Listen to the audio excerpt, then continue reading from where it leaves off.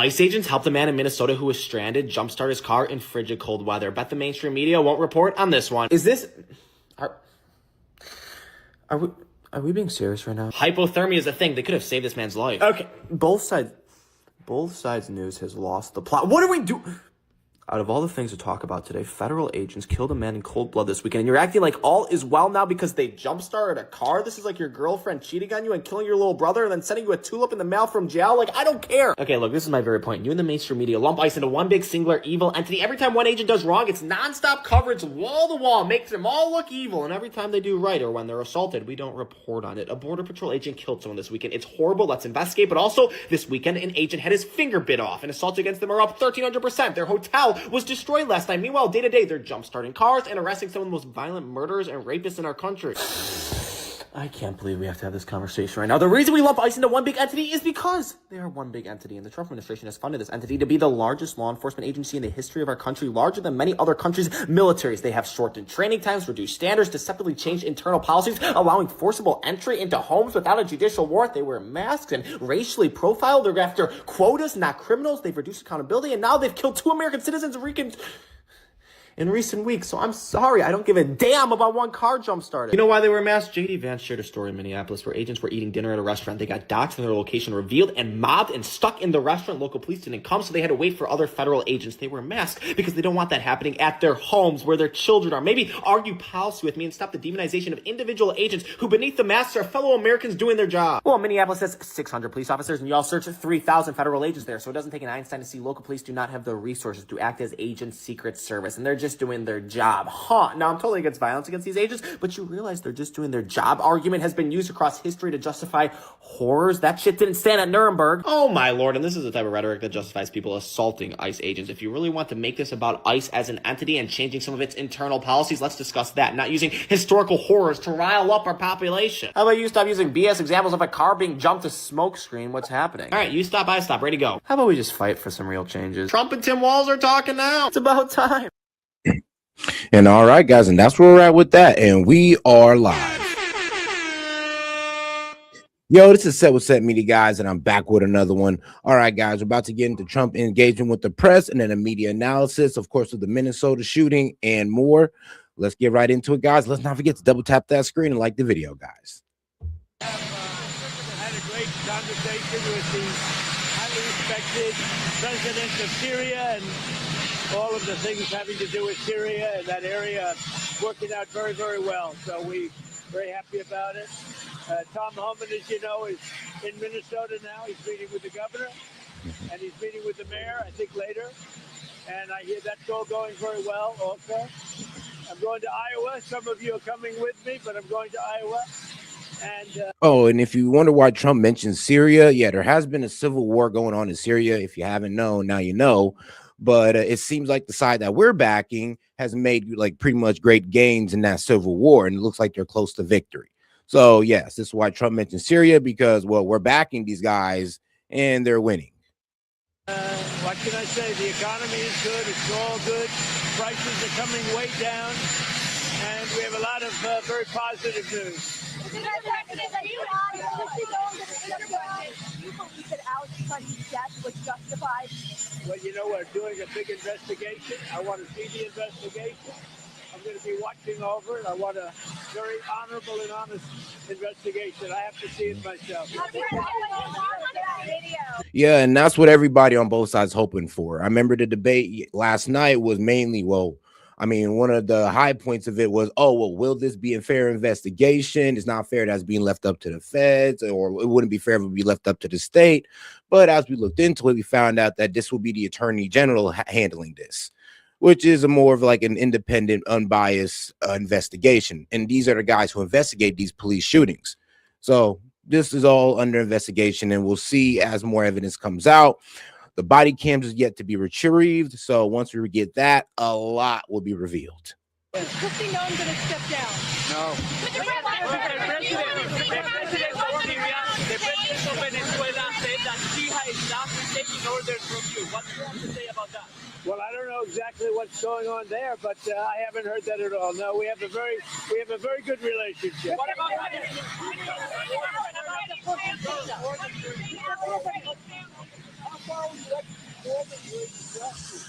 I'd like to see interest rates go down.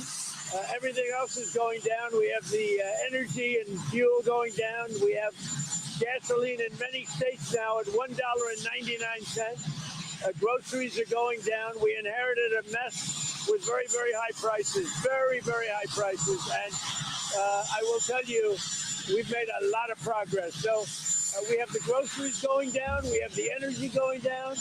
We have gasoline going down at a record clip. And that's what I want to do. We're doing well.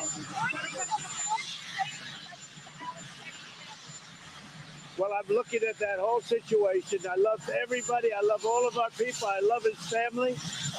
And it's a very sad situation. Yeah, please. I have, yeah. I think she's doing a very good job.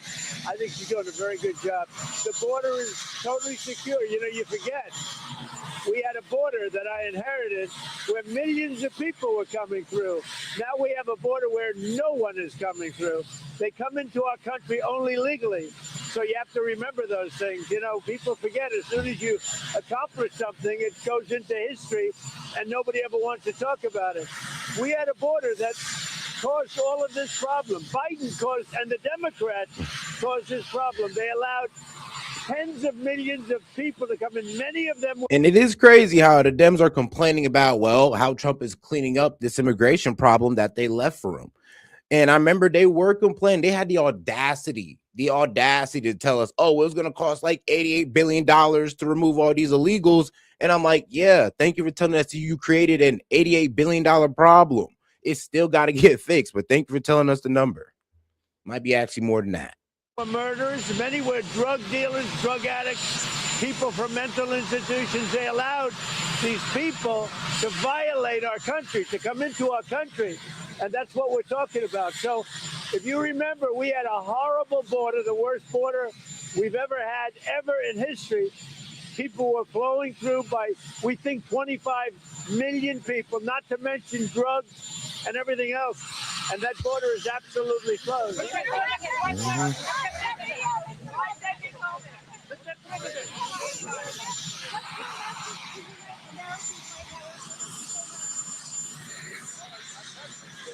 well, prices are coming down. The border is really strong. You know, if you remember, I probably got elected more than anything else on the border. We had a border that was open with 25 million people coming through with an open border policy, which was insane. And that's the policy that caused the problems that we have. With all of that being said, other than, I would say, just to put it accurately, Minnesota, and in particular Minneapolis, because it's not all of Minnesota, every city that we've gone to has been.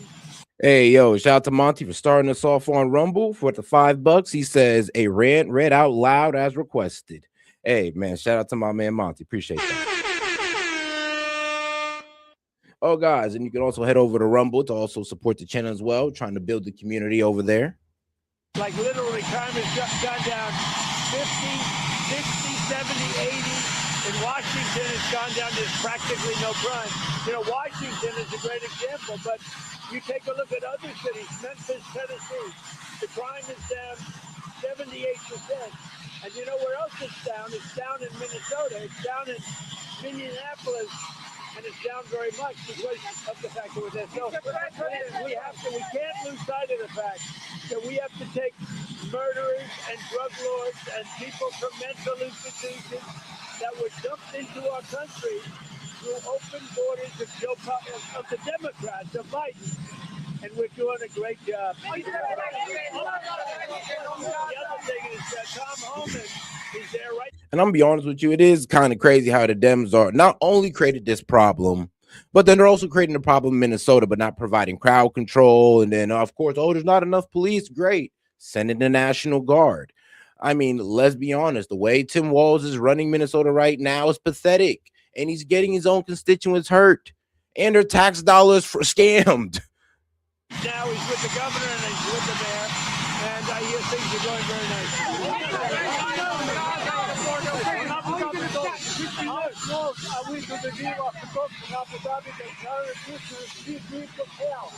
You're meeting with President Slade. We're looking at some very good things happening on Ukraine and Russia. Very good things are happening on Ukraine.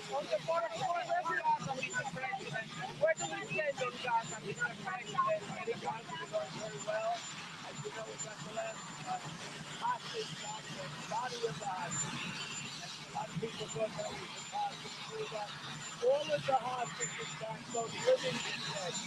And I can tell you, your parents are really appreciative. What about the Amazon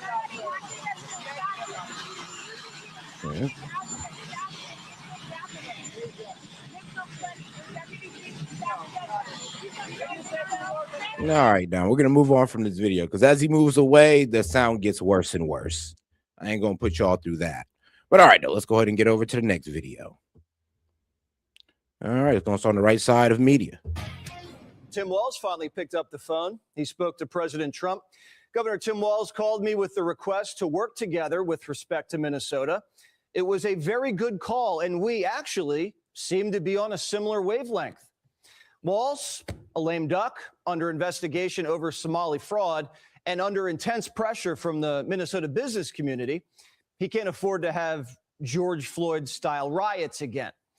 The president hopes he and Walz can work together. It is President Trump's hope and wish and demand for the resistance and chaos to end today. That's why President Trump spoke with Governor Walz directly this morning, and he has outlined a clear and simple path to restoring law and order in Minnesota. We hope Governor Walz will do the right thing. The president is shaking up personnel, dispatching border czar Tom Homan to Minneapolis and Chief of Border Patrol Greg Bovino, who had been providing backup to ICE, will be going back to the border.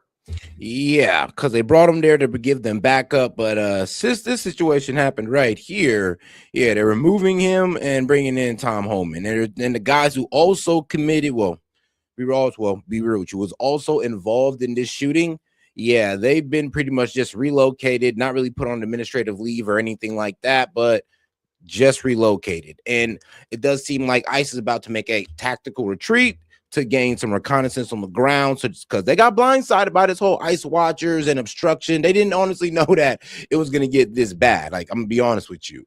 But what does need to happen is they need to pull back. Tom Homan needs to go in, find a way to work with the locals or the National Guard in that area, you know, talk to the political officials in Minnesota, and then figure out a way to get ICE back in there, because they are going to have to return to where they're not interfered with so much.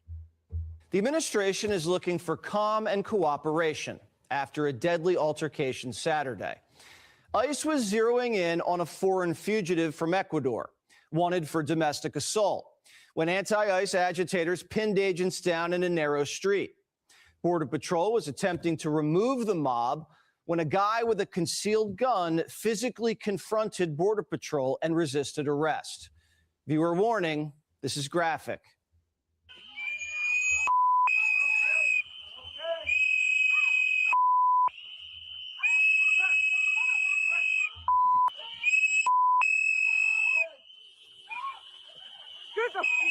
The people, the is wrong with you? Honestly.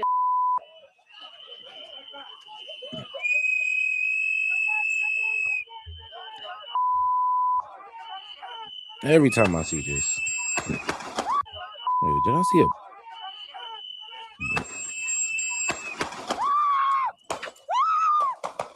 Are being reviewed. When Alex Preddy approached the agents, he was packing a fully loaded 6-hour 9mm handgun with 2 full mags. He did have a concealed carry permit. Reports say he did not have an ID on him, and we don't know whether he alerted officers that he was carrying, which is what everybody with a concealed carry permit is instructed to do when encountered by law enforcement. Resisting arrest with a loaded gun is incredibly dangerous. And here's the thing. This isn't the first time our guy Alex got into a situation like this. He actually got into a situation with an ICE officer to where his ribs end up getting broken. So this isn't the first time he's gotten involved with ICE. He has a history of this, sadly. Video of the shooting shows agents yelling, "Gun, gun, gun," during the struggle. One video is believed to show an agent removing Alex Preddy's weapon before the shooting, but it's still unclear. DHS is investigating whether Alex Preddy's gun may have accidentally discharged. This particular pistol has a history of accidental misfires that may have triggered Border Patrol to defend themselves with deadly force. It's a very loud, violent, and chaotic scene. And these are the types of things that happen, unfortunately and sadly, when you bring a loaded gun to a dangerous immigration raid, confront agents, and resist arrest. We wish it hadn't come to this. Lawyers will be determining whether the shooting was justified, but the Minneapolis police chief doesn't care. Even if there is an investigation that ultimately proves that at the time of the shooting it was legally justified, I don't think that even matters at this point, because there is so much outrage and concern around what is happening in the city. People have had enough. Immediately after the what? I mean, bro, it kind of does. We kind of need to let these guys know, or the protesters know. It's like, yeah, if you do this, I'm gonna be real with you. You're like, your guys are gonna be heartbroken when nothing happens to these officers because it's a legal shot. Like with Renee Good, most likely that's gonna be seen as a legal shot or a lawful shot. I mean, saying with Alex Petty, and be honest with you, especially if his gun accidentally discharged while the officer was taking it away, it will be seen as a lawful shot. Unfortunate, both of them are very unfortunate, but that's where this look like this is going. And honestly, these protesters need to see this, so maybe they have a blueprint of what not to do. You never know. I'm just wishfully thinking at this point. Anti-ICE activists descended onto the scene and made mayhem. Go. Hey!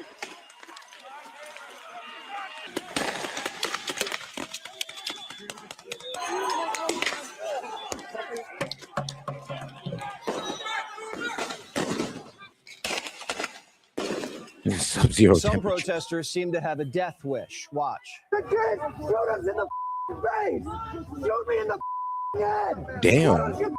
Shoot me in the head! You coward! Bro. You're coward! I'm right here! Yo, and shout out to my man Monty, member for 7 months. He says they really aren't gonna like Tom if they think he was bad. Oh man, no facts. Yeah, they're really not gonna like Tom if they think he was bad. Wait until you get the shuddering stunner. All right. This isn't a retreat or a pullback. You're getting the hammer brought down. I mean, damn, he said, well, yeah, I guess you got to bring the hammer back before you bring it down. And that's pretty much what's happening in this situation. A tactical retreat to come back with more pretty much intel on the ground. Because I'm be honest with you, they got blindsided with this. Like ICE watchers, them following them around, getting entrapped by vehicles, protesters honking and being dedicated. They're dedicated to this. They were blindsided. And they actually do need more resources that, well, the city of Minneapolis is not willing to provide, and neither is the state of Minnesota. Kill me! These aren't your run-of-the-mill, mostly peaceful protesters. One of them bit an immigration agent's finger off like a cannibal. Stuttering. And last night, broke into the hotel where agents were sleeping.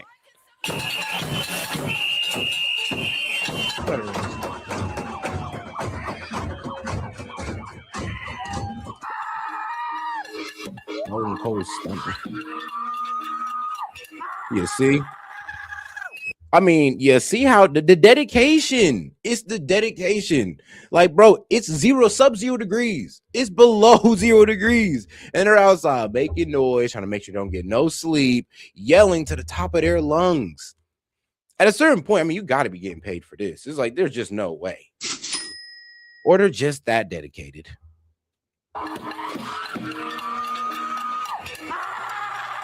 Bruh.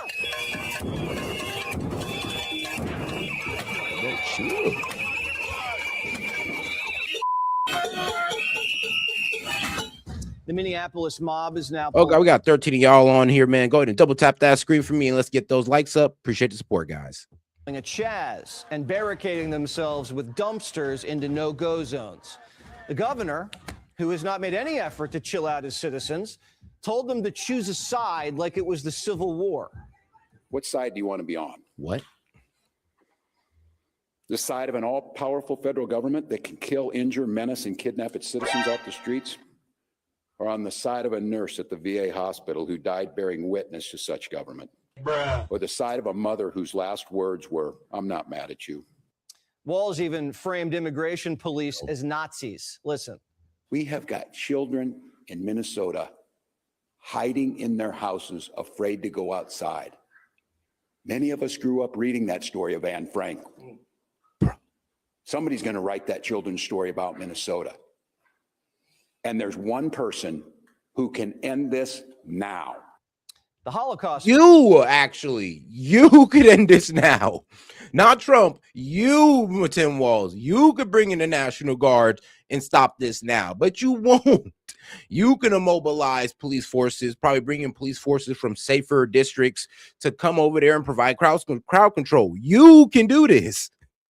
Museum told Walz to pipe down and stop exploiting the genocide. Illegal aliens aren't Jews. Crazy. The governor needs some accountability. He's been in open rebellion against the federal government for over a month. He's called immigration police Nazis, Gestapo, told his base to get in their face and to kick him out of the state. He's activated a Minnesota insurgency. Agents have been rammed with cars, kicked, punched, spit on, trapped. Their cars have been looted, and ice balls and fireworks have been hurled at their heads. They've stormed into churches and injured and doxxed dozens of officers. This insurgency is more sophisticated than you think, and it relies on a supportive local population. Definitely does feel organized to me, and I think you can tell these people are well connected. They are in communication with each other, and they are giving them instructions. This happened all so quickly. People knew where to go. They are taking commands. This is an organized movement here. There's communication, there's food, there's notices. I mean, yeah, you can look this up. What was it? Minnesota's Ice Watchers and Ice Stoppers. Basically the same thing, but here's the problem. They're organized. They got a pamphlet, most likely a Facebook group. It's like these guys are organized. They're doing this with intent to obstruct ICE. And we can't keep calling them peaceful protesters. Not all of them are like this. But there is a select group of them that they are hiding behind the peaceful protesters. They're basically like Antifa. There's notifications. They got out here in a hurry, and they outnumber this police force probably by about 10 to 1 at this point. These people are giving aid and comfort to foreign criminals. They're aiding and abetting foreign nationals escaping from justice. They're on encrypted messaging apps, sending each other specific coordinates all day and night. And like jihadists, their leaders don't care if they die. Independent journalist Cam Higbee obtained a video of orders being sent out. Watch this. The person that just asked for a plate check a minute ago that said 218. Yeah, it's a white Chevy pickup truck. Yo. Thank you. If in the you Discord. can get documentation, video, or photos of that plate on that car, we can document. Thank you. Moments before Alex Preddy was shot, this underground resistance was calling in for backup, documenting plates and vehicles. Alex Preddy appears to be a member of this Minnesota Ice Watch. The group's mission is to swarm immigration police and prevent them from arresting dangerous Biden migrants, blocking them in with cars and physically interfering in arrests and crowd control. This movement is lethal to the country and also suicidal. You wouldn't do this with FBI agents or marshals or the NYPD. The consequences would be deadly. Renee Good and Alex Preddy would be alive if Minnesota would stop attacking the Trump administration for doing what voters put him in to do. Yeah. Nobody in the White House, including President Trump, wants to see people getting hurt or killed in America's streets. Nobody want to see anybody in America get hurt or killed. I mean, sure, we want to see you libs get grilled for your political ideas, but not killed for it. Like, let's be honest here. Like, we know you guys are against ICE and all this wild stuff, and sure, go ahead, protest, but don't obstruct to where you're putting yourself in danger. I mean, don't you got a family? I mean, look at Renee Good. She put herself out there. Now there's kids without their mother that will never see their mother again because of the choices that she made, and also because of the lack of, well, be real with you, authority that Tim Walz could have brought down, but he didn't. Jacob Fry could have brought down, but he didn't. So, I mean, as much you guys want to sit here and blame ICE, really, it's the leadership. It's the leadership in Minnesota. And you can mainly blame Jacob Fry, which is the mayor of Minneapolis, and the governor of Minnesota, which is Tim Walz. Like, they're mainly to blame here. Tragedy occurred as a result of a deliberate and hostile resistance by Democrat leaders in Minnesota. Obstructing federal law enforcement and inciting violence against officers is wrong and illegal. What's happening in Minnesota isn't happening anywhere else. Texas, Florida, Georgia, Arizona, Missouri, they're all cooperating with the feds. Local law enforcement's detaining bad hombres, and the feds are scooping them up and sending them home. Even raids in other states are conducted in coordination with the locals, who provide crowd control and backup and intel. It's just in Minneapolis and a little bit in Portland, Chicago, and LA, where there's violent resistance. All sanctuary cities. But Keith Ellison's saying they're behaving. Bro. ICE needs to do its job that it is paid to do. We're asking ICE to do its job as we do ours. Nobody in Minnesota is interfering with them. That's a lie. That's a huge lie. I mean, what Renee Good was doing was interfering, especially she was blocking an entire lane, parked sideways, honking her horn in rhythm, by the way. So, yeah, that's interfering. I mean, Alex Preddy, he walked up and basically tried to get involved in the law enforcement scene. That's interfering. I'm sorry, but we got to understand that they're going from peaceful protesters and they're crossing that line into obstruction. Only Minnesota state prisons hand over criminal aliens, and that's only after they're convicted and serve sentences. City and county jails don't cooperate at all. They're just releasing criminal aliens back out onto the streets, and it forces ICE to do these dangerous manhunts without backup. So they have to bring in Border Patrol for backup. And Border Patrol doesn't usually work cities. Nope. They work deserts. And that's what I'm saying. It's like they're making, like, it's getting that bad in Minnesota to where they're making them get Border Patrol. It's like if they'd just provide any type of crowd control, like I said, some police, National Guardsmen, this would have never happened. Border Patrol would have never been there. Maybe Alex Preddy would still be alive today. Maybe. Look at this poll from over the summer. Majority of the country, 65% actually, are against sanctuary cities. 70% of the country says the locals should be cooperating with ICE. This isn't even a partisan issue. Just a small minority who are... But then you watch CNN, they're going to frame it as everybody disagrees with what ICE is doing. Like, no, we disagree with what's going down over there. It's like, why are y'all not cooperating with ICE and trying to get these criminals off the street? And then here's the thing, like, these protesters don't know that, one, y'all are not only protecting the undocumented crimes, but you're also protecting the undocumented immigrants that have committed crimes. Some pretty heinous crimes, by the way. Like, you're basically protecting pedophiles right now. So I don't know how you guys want to, reconcile yourselves with that, but, you might want to look in the mirror for a little bit. Sacrificing lives to keep criminal aliens in their cities. These blue city streets are mobilizing like it's war. I'm Kyle. I'm Antifa. I understand that the women who see this are really scared that their husbands are going to go and not come back, and that's real. We can't end this without good men in the streets, armed and ready to protect innocent people from being gunned down by these masked murderers, these fascist... He only got gunned down because he was armed. If he'd got put to the ground and he had no gun on him, they'd have never shot him.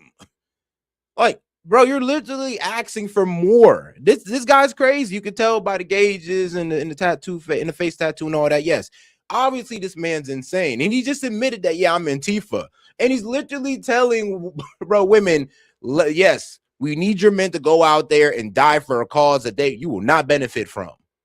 Not whatsoever. No, you won't get no military benefits. No, there's no glory or anything. Your husband will actually be seen as an idiot, to be honest with you. But no, we need him to go out there and sacrifice his life. I know we don't care he has kids. F the kids, man. It's all about going against Donald Trump. F the kids. Apparently that's what they're saying. Occupiers, I need boots on the ground, and I need them prepared to do what needs to be done. There are hundreds of American citizens, thousands, threatening to kill ICE agents. This is on top of the cartels that have a bounty on their heads. Some of them are acting like kamikazes, like it's suicide by ICE. Hey, so they're going to kill us anyway, so I think maybe we should just mob them. If you comply... Wait, what? They're going to shoot you. If you try to leave, they're going to shoot you. Mob them. Like that. No, see? This is that radical, like, bro, this is that radical thinking of ICE. It's like, they will not, if you comply with them, they won't shoot you. Actually, no, think about it like this. If Renee Good would have complied, got out the car when she was told to, she would still be alive. I mean, I don't care how left you lean. You got to agree to that. You got to. I mean, you're insane if you don't. If she'd have got out that car, she'd have been alive. But because of the rhetoric that you guys spew about ICE, she probably thought, oh, well, if I comply and I get out, I'm going to be disappeared to a torture dungeon somewhere, according to Tim Walz. Like full American Revolution, like hiding in trees. I don't know. Bring this up real quick. The federal government has sole authority to enforce immigration law all over the country. That's not me saying it. It's the Supreme Court. And these Democrats... Yeah, and shout out to my man Monty, because he actually super chatted this in. I'm going to go ahead and bring it up on the screen, though, if I can, because I actually tapped it on my phone instead, Monty. But yeah, it's from Homeland Security. So this comes from DHS.gov. Sanctuary politicians' rhetoric fuels more than 1,000. Yeah, 1,000. Damn. I'm sorry, but I didn't expect it to be this much. But bro, really? Really? 1,150% increase in violent attacks against ICE law enforcement. Over 1,000% increase in violent attacks against ICE law enforcement. And then if you actually go to the website, I'm actually glad I didn't bring it up now, because you actually see some pretty gruesome pics of how ICE officers have been attacked. We got one guy who's been cracked in the back of the head. Oh shit, this guy's lip got tore off. I mean, this is crazy. Actually, I might just have to bring it up to make this point. Democrats are inciting mobs to violently resist the federal government. This is what happened during the Civil War. But it's not even half the country. It's just a small faction of hardcore militants, ICE mommies, BLMers, communists, trans radicals, and Antifa who want open borders, the obliteration of capitalism, and the complete overthrow of the Trump administration. These are the people who cheered when Charlie was shot. They hate white men, cops, and are bent on destroying Western civilization. For sure. Unchecked migration destroys civilization.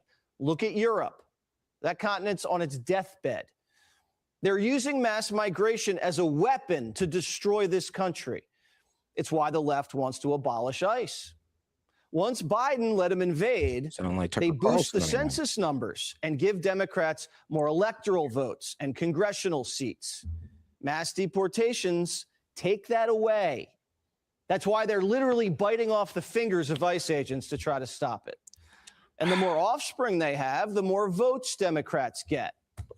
And the more migrants, the more welfare. And that powers the Democrat nonprofit industry that kicks back cash to the politicians' coffers. We caught them dead to rights in Minneapolis with the Somali fraud ring.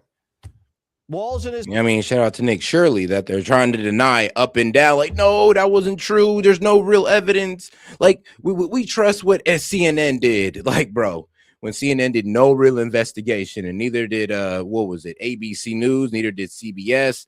No real investigation. Actually, I don't even think CBS got involved. But this is the website that Monty sent in on the Rumble Rant right here. Yeah.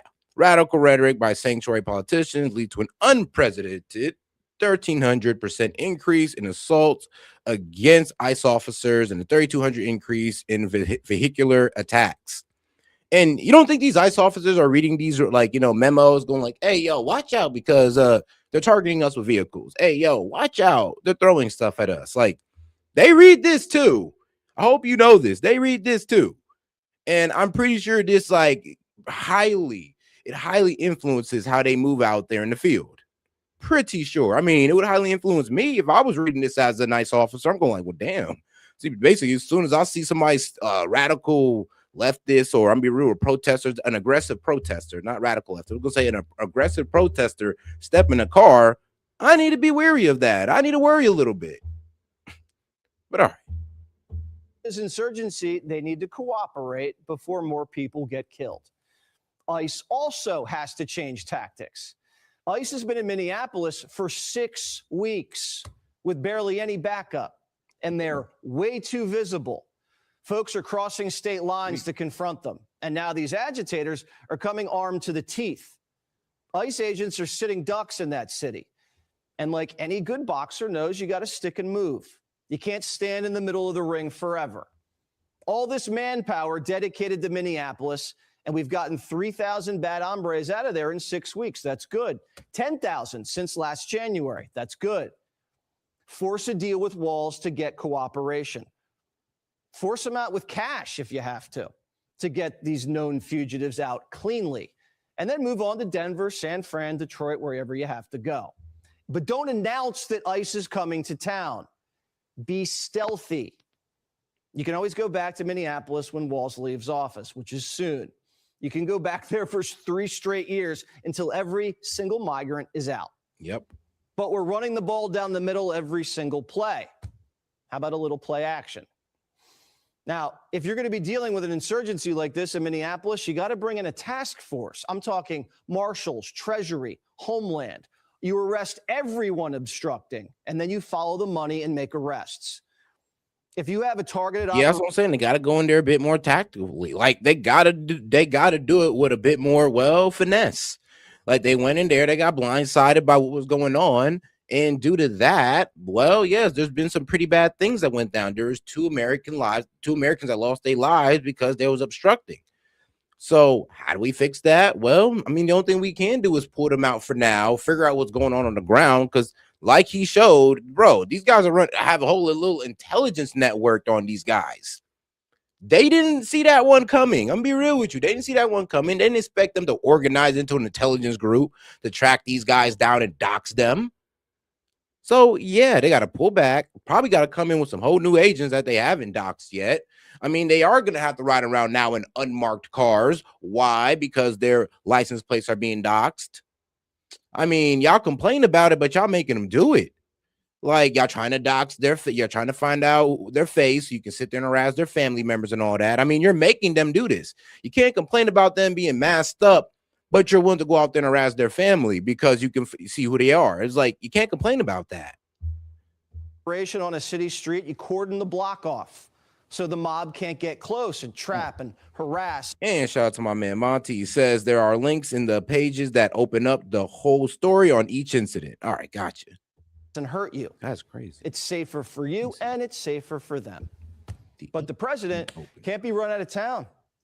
That'll tell every sanctuary city that attacks on ICE agents will force them into retreat. And then you have a confederacy of sanctuary states that are black holes of crime and migrants. And that'll sink the country. And that's what they want. The president looks like he's finessing this and fulfilling the mandate.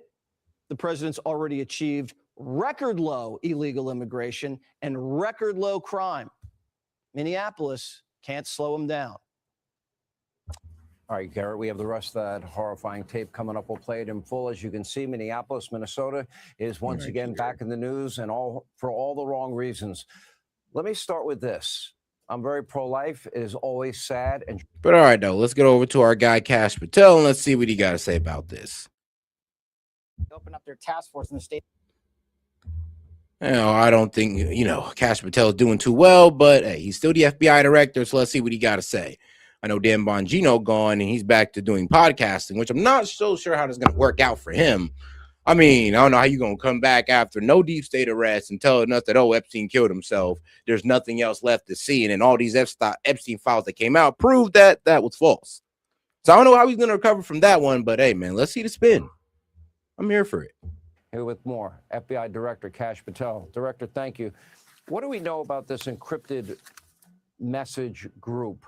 I know this is not the FBI's investigation. However, when you have well-organized groups like this that are going after law enforcement, I would imagine that will fall under the purview of the FBI.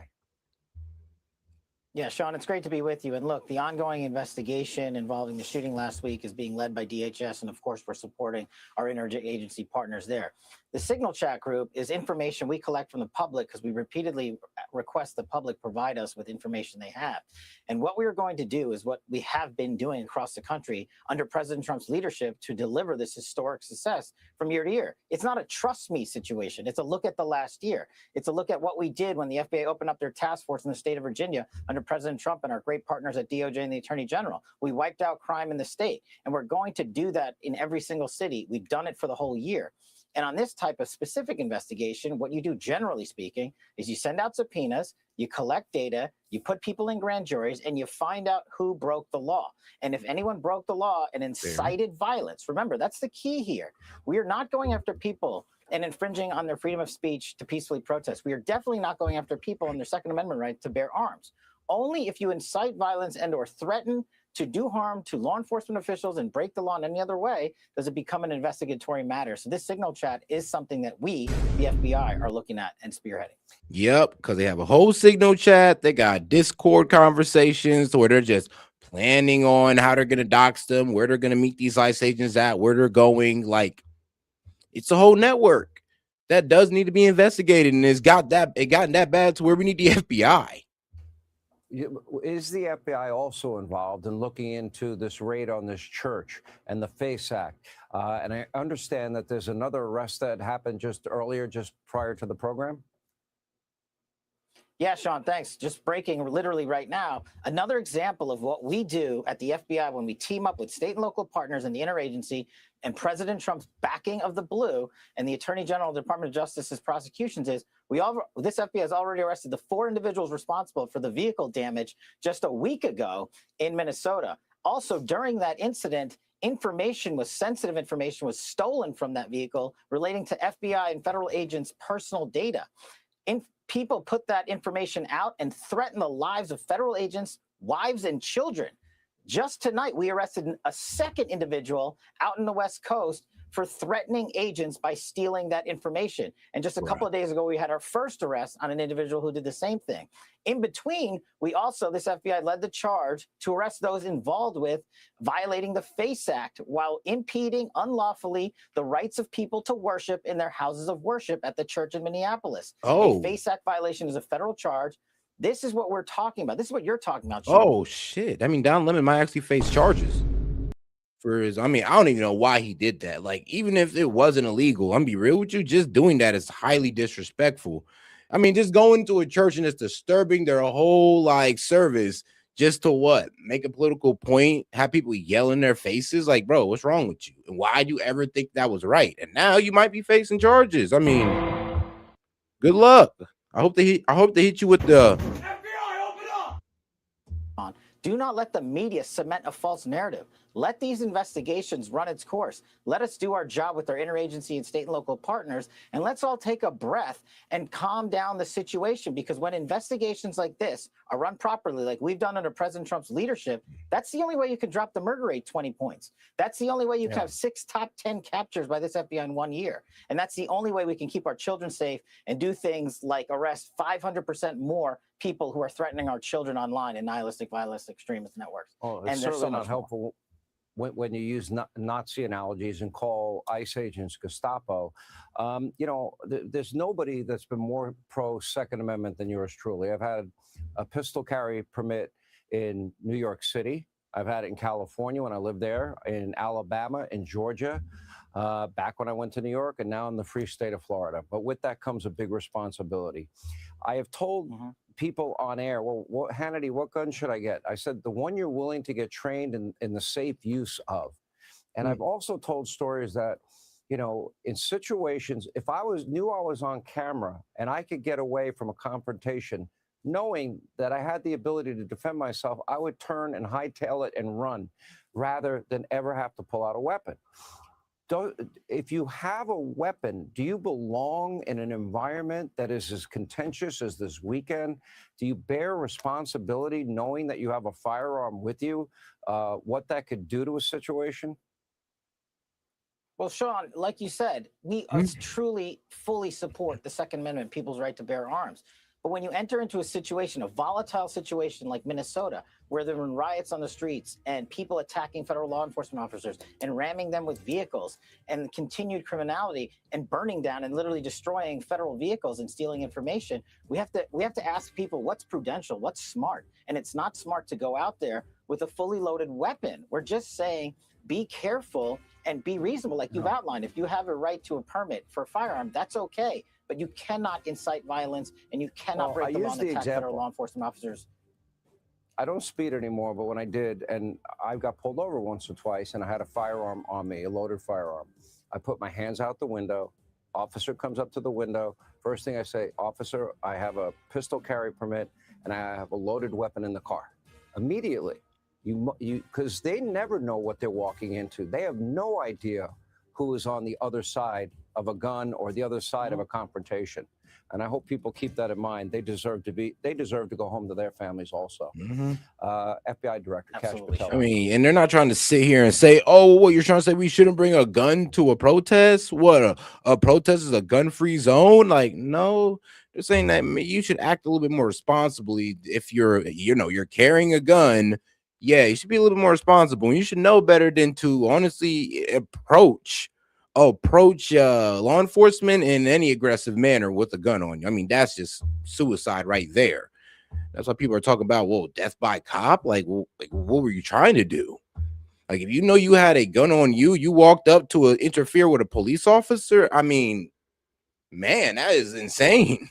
But that's exactly what that man Alex did. Is changing who's in charge of the ongoing immigration crackdown.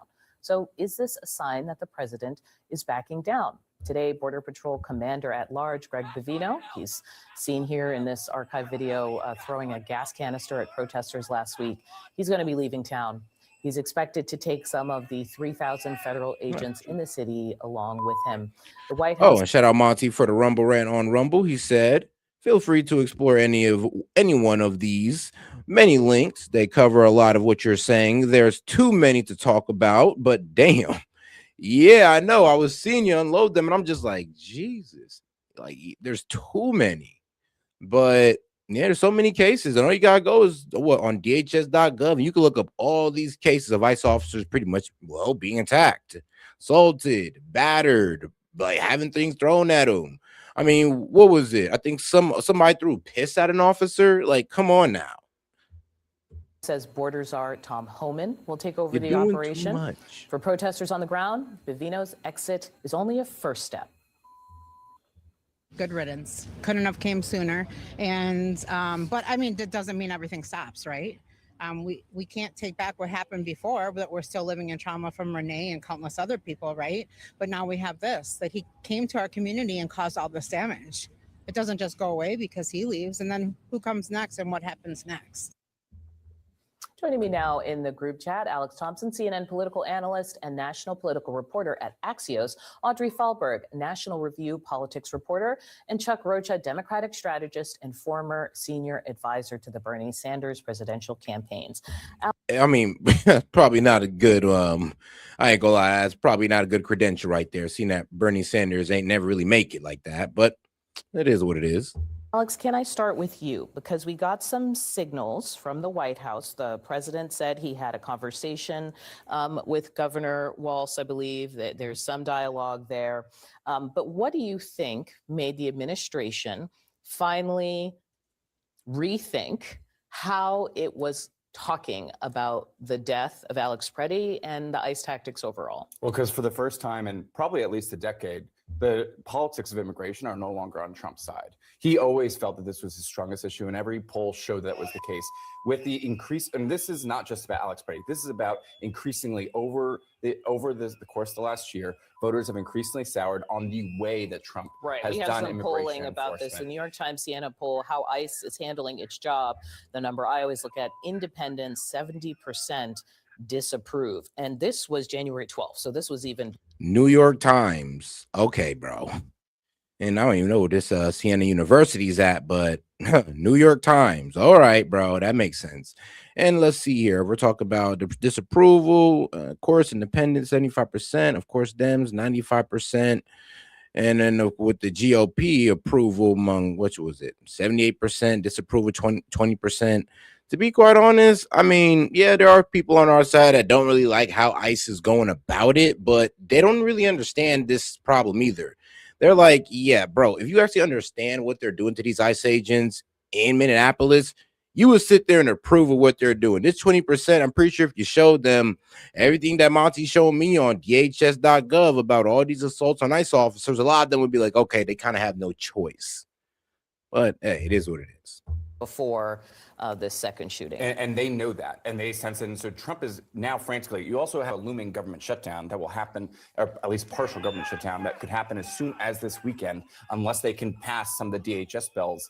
And you need Democratic votes to do that. So the Trump administration is now trying to do all these things via executive actions to try to placate some Democrats. But Democrats so far have said they're not going to go along with it. Now, I had seen the Wall Street Journal editorial board. You had seen other people sort of come out and say, hey, I think this is backfiring. Is the president hearing it? But the thing that stuck out to me was Chris Medell. He's a former candidate for Minnesota governor. I say former because he has just decided to drop out from the race. And to give people some context, this is the guy who apparently was a lawyer representing the ICE agent who shot Renee Good. So think about that. Very high profile, and he thought he was going to then run for office. Instead, he released this statement on Monday. I support the beginning of Operation Metro Surge, the idea of getting rid of the worst, and they did some of that. But it has gone so far beyond that goal that it just got to a point where I just literally cannot support that. I can't look my daughters in the eye and say, yeah, I'm doing the right thing by continuing this campaign, by being a member of this effort. There's political ramifications all across the board here, but there's also real life ramifications. The reason what you're seeing from the White House is because you can say a lot about Donald Trump, and I disagree with a lot of things with Republicans and what they do, but he is politically astute and he understands when poll numbers start sinking around an issue that's very direct. And this is, to Alex's point, if you looked at those independent numbers prior to the election, I'll give him that one. He's seen the poll numbers dip a little bit, and he's like, all right, maybe I need to make some changes. He's not as stubborn as people like to make him out to be. It's like, well, he's actually pretty flexible, especially if he sees that people, and especially in his own camp, is not approving of what's going on in Minnesota. He's going to make some changes. That's what he did. He said, all right, then, well, Border Patrol, get up out of there, go back to the border, and we're going to bring in Tom Homan, and we're going to tactically retreat for now with ICE, and we're going to bring them down once we get some reconnaissance on the ground. Upside down when you asked him if they should be deporting criminals or people that were doing bad things. 70% of independents would have bid for that. But to Alex's point, it's the way that they've implemented that. We're not talking about the border being closed. We're not talking about actually bad people that's been deported. We're talking about what we're seeing in the street with American citizens dying, and that's his problem. But I think this is also putting into stark relief of the very real and long existing tensions within the administration about how this deportation strategy is taking place. So we have people like Noam Corey Lewandowski, Stephen Miller, who want deportations up as much as possible for their own sake. Then we have people like Tom Homan, who is seen for their own sake. I mean, bro, what? I hate how she phrased that. It's like, oh, they want deportations up for their own sake. No, I would like it. It's for my sake. It's honestly for almost every American's sake. Even if you don't like it, it's for your sake as well. It's also for the youth's sake, because really these illegal immigrants hurt the youth. They really hurt the black community. So it's for more than just his sake. It's kind of crazy how she put it like that. Like they're just doing it for themselves. They're just deporting illegal immigrants because they just love to do it oh so much. And I'm just like, no, they're doing it because, well, one, it's the law and it's a necessity. It has to be done.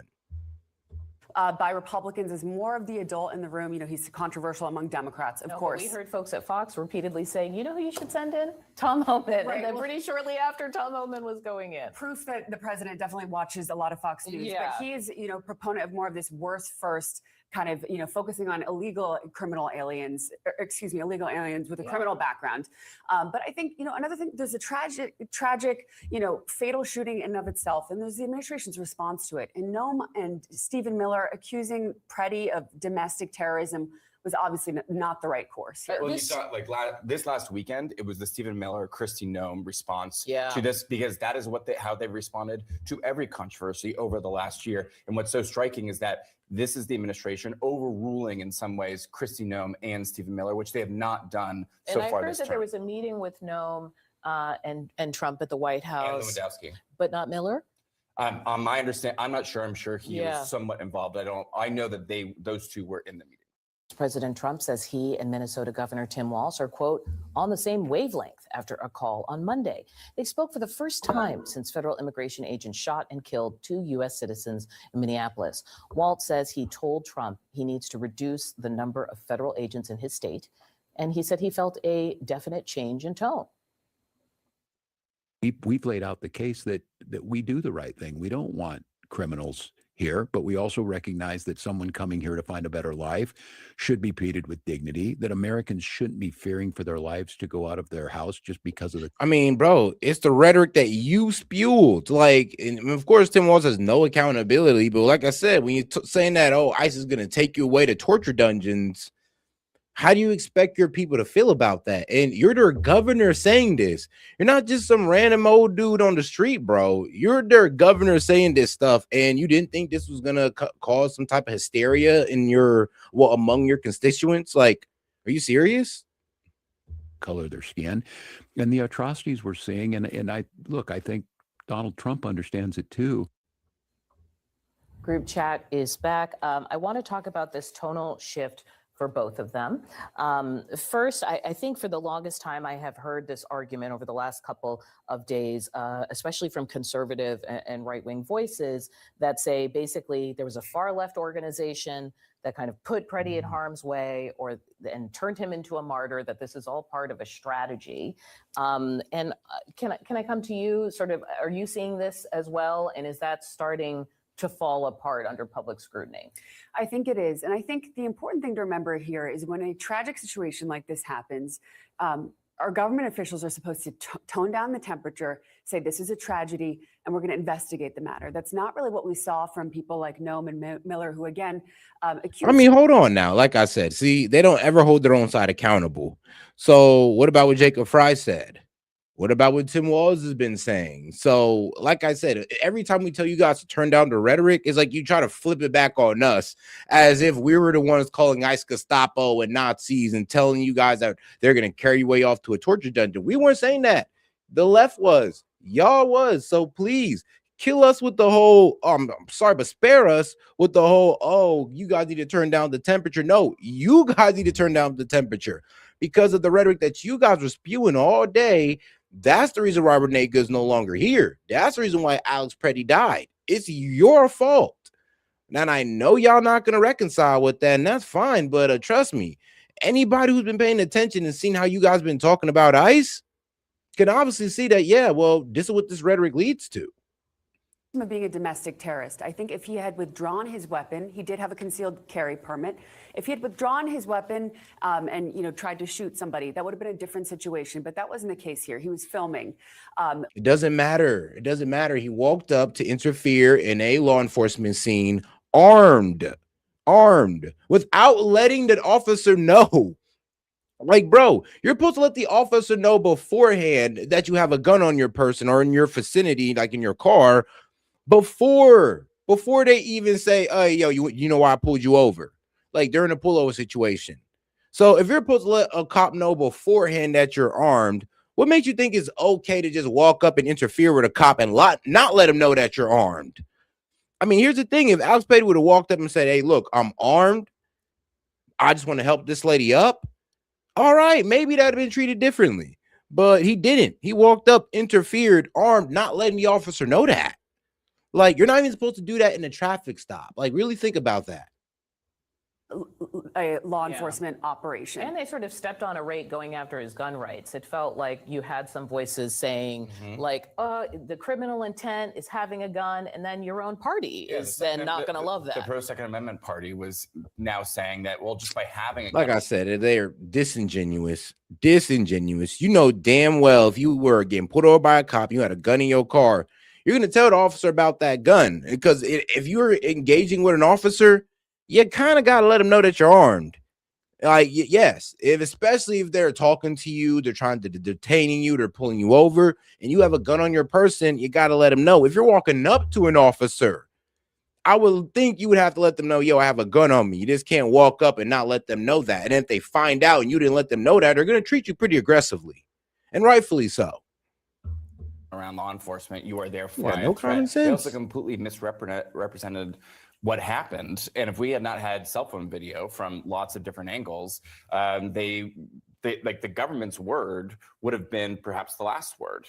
And Yeah. so by them misrepresenting it, and then we still haven't even seen the body cam footage from many of the officers too, which could actually make this a bigger crisis for the administration. In a statement, Governor Tim Walz's office, they said the president also agreed to look into reducing the number of federal agents in Minnesota and working with the state in more coordinated fashion on immigration enforcement and regarding violent criminals. There are some people who are going to see that statement and say, look, if Tim Walz had cooperated in the first place, maybe none of this would happen. I don't think any amount of cooperation would have stopped this administration or the Republicans for trying to get the vision what they want, which is them trying to be tough and quote unquote deporting bad criminals. And absolutely any bad criminal who done something bad should be deported. But this is not what they did. And let's be clear that there's real consequences to what they're saying. I mean, but here's the thing: they got a clear obstruction too, and apparently they didn't see the beforehand video where, yeah, this guy Alex was heavily involved in the protest. Actually, he was in the middle of the street directing traffic, trying to interfere with ICE. Is like, yes, he was filming, but I'm gonna be honest with you, when he stepped in front of that ICE officer to help that lady, yeah, that's interfering with the law enforcement scene. But also, he was also doing he also got into some other, prior engagements with ICE as well. I mean, you're CNN pretty much saying it. CNN is learning that Alex Preddy had a physical encounter with federal agents about a week before he was shot and killed by law enforcement. Sources tell CNN that Preddy broke a rib when a group of federal officers tackled him while he was protesting. Priscilla Alvarez is breaking that story for us. What else are you hearing, Priscilla? Dana, we're learning more details along with my colleague Jeff Winter about what exactly transpired a week before Alex Preddy was shot in Minneapolis and died this past weekend. Now, in this earlier incident, he stopped his car after observing ICE agents chasing what he described as a family on foot and began shouting and blowing his whistle. Preddy later told one of these sources that 5 agents tackled him and one leaned on his back, appearing to leave him with a broken rib. According to this source, and I'm quoting here, that source said, quote, that day he thought he was going to die. He was later given medication that is consistent with treating a broken rib, according to records reviewed by CNN. Sources also say that he was known to federal law enforcement, though it's unclear whether it was this incident or another, with federal agents that they knew of him. It's also unclear whether the officers who tackled him on Saturday knew who he was. What we do know, however, is that federal immigration officers have been collecting personal information of protesters and agitators within the context of what the Department of Homeland Security has warned is repeated threats towards officers as they are conducting immigration enforcement operations. In fact, just Tuesday, the department also publicized an online tip form to share information about people allegedly harassing ICE officers. We've also heard Tom Homan, the White House border czar, say that a database would be created for those who are arrested for impeding law enforcement. But thus far, in our queries to the Department of Homeland Security, they have said that no such database exists. Unbelievable. There's a lot more to peel back there. Thank you so much for bringing us that news, Priscilla. But yeah, so as you see, he had prior engagements with ICE, cracked a rib. I mean, let's be real. It didn't, as they said, he was part of that signal chat group. It does seem that he was part of that signal chat group that was out there stalking ICE. I mean, it makes sense why he was out there in the first place. Joining me now is Minnesota Attorney General Keith Ellison. I appreciate you being with us here in the freezing cold. First of all, just the latest developments of, it seems, the reassignment of Mr. Vivino and the bringing in of Tom Homan. What do you make of that? Well, it sounds like they need to change tempo in their eyes. But I can tell you that Minnesotans have had quite enough of Mr. Vivino. Glad to see him go. And the fact is that this city is outraged, is upset, 50,000 plus marched in this freezing cold weather, 9 below, just a few days ago. The day before Mr. Preddy was shot down and killed, we marched 50,000 strong in the cold. So people are really, really upset.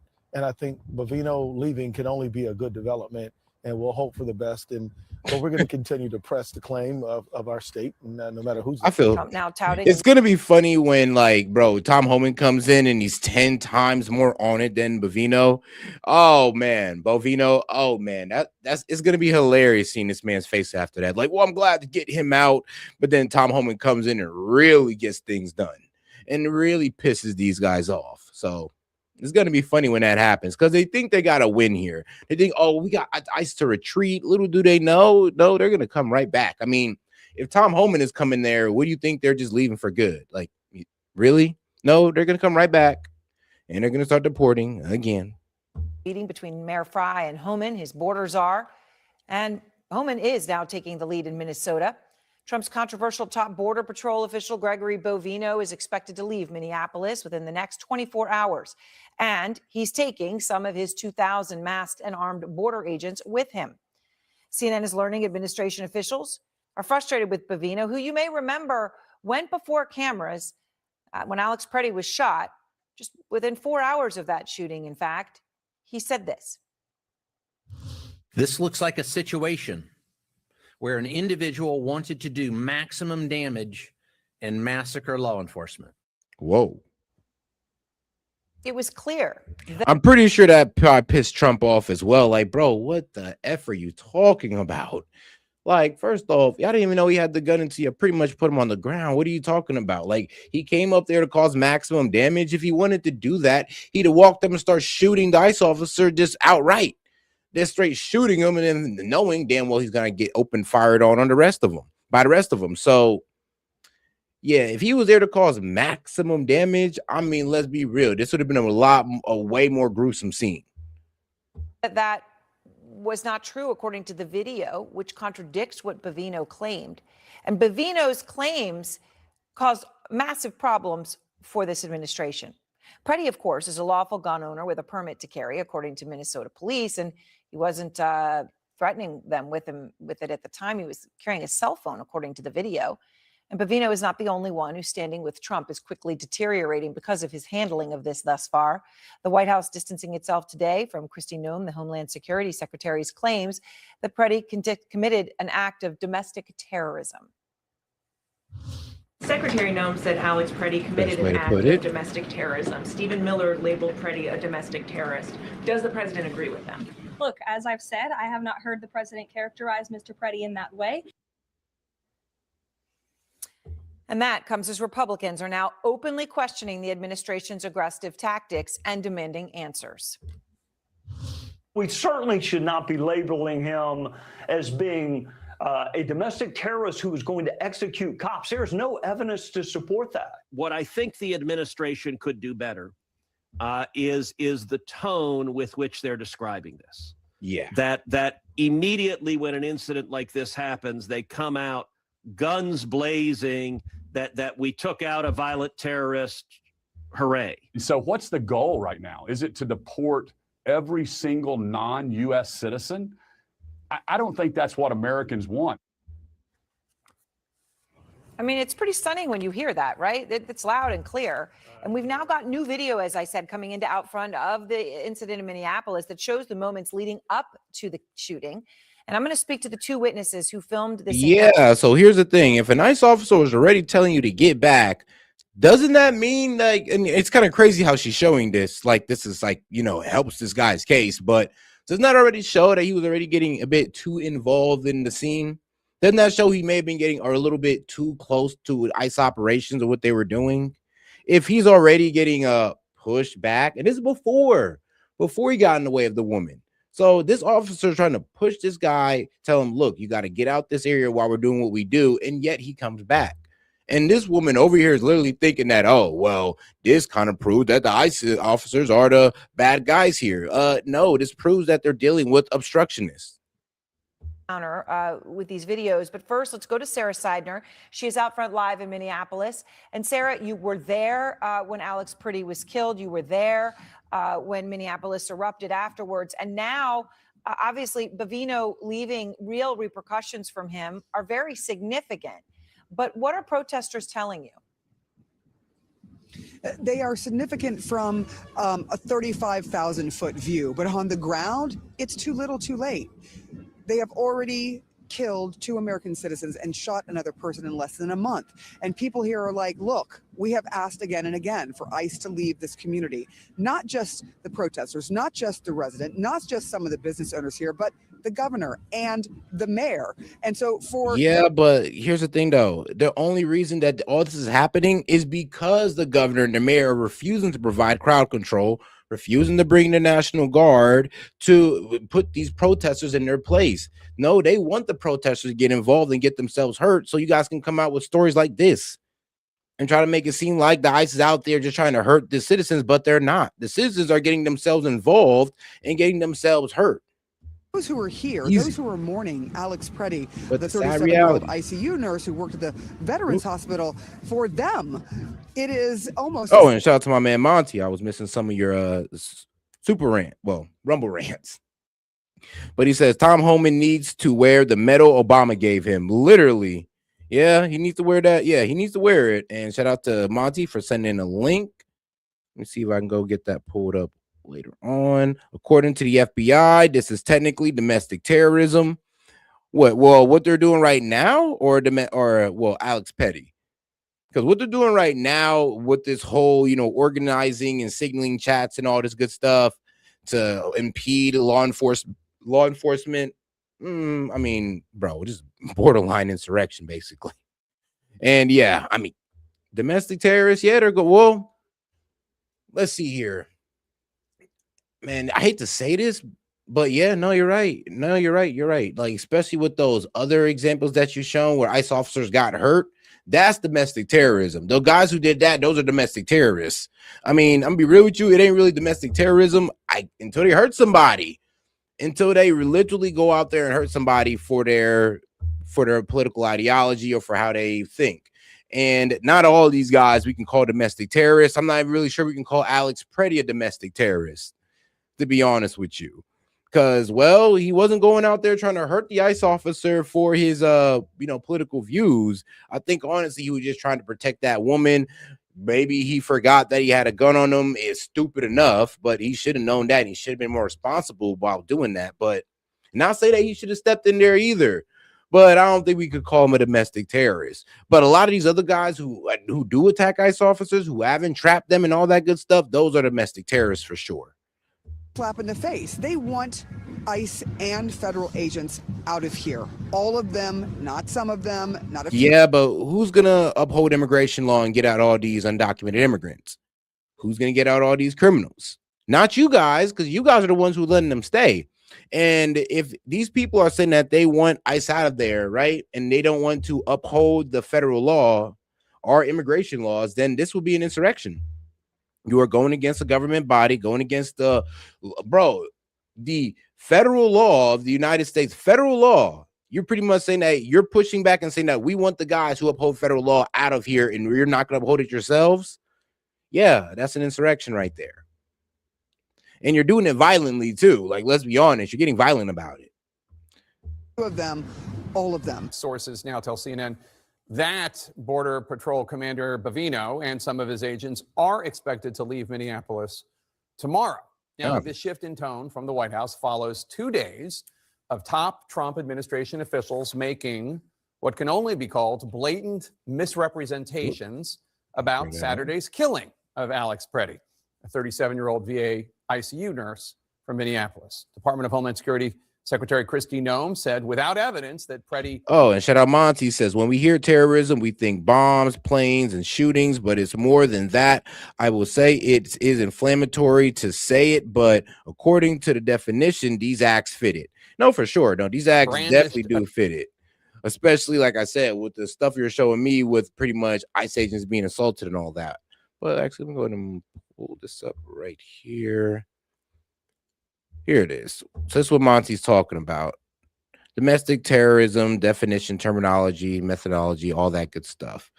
Now, does it provide domestic terrorism for FBI purpose and from the code involving acts of dangerous to human life that are a violation of criminal laws of the United States or of any state appearing or to be intended to intimidate or coerce a civilian population? I mean, Okay, and that falls in line. Influence the policies of government by intimidation or coercion. Damn, actually, you know what? That is kind of right. Oh, yeah, this one fits right here. Influence the policy of government by intimidation or coercion. So pretty much saying, well, you're not going to uphold immigration law here, and we're going to intimidate you by trying to hurt ICE officers, running them down, pretty much coercion, and they're actually doing it.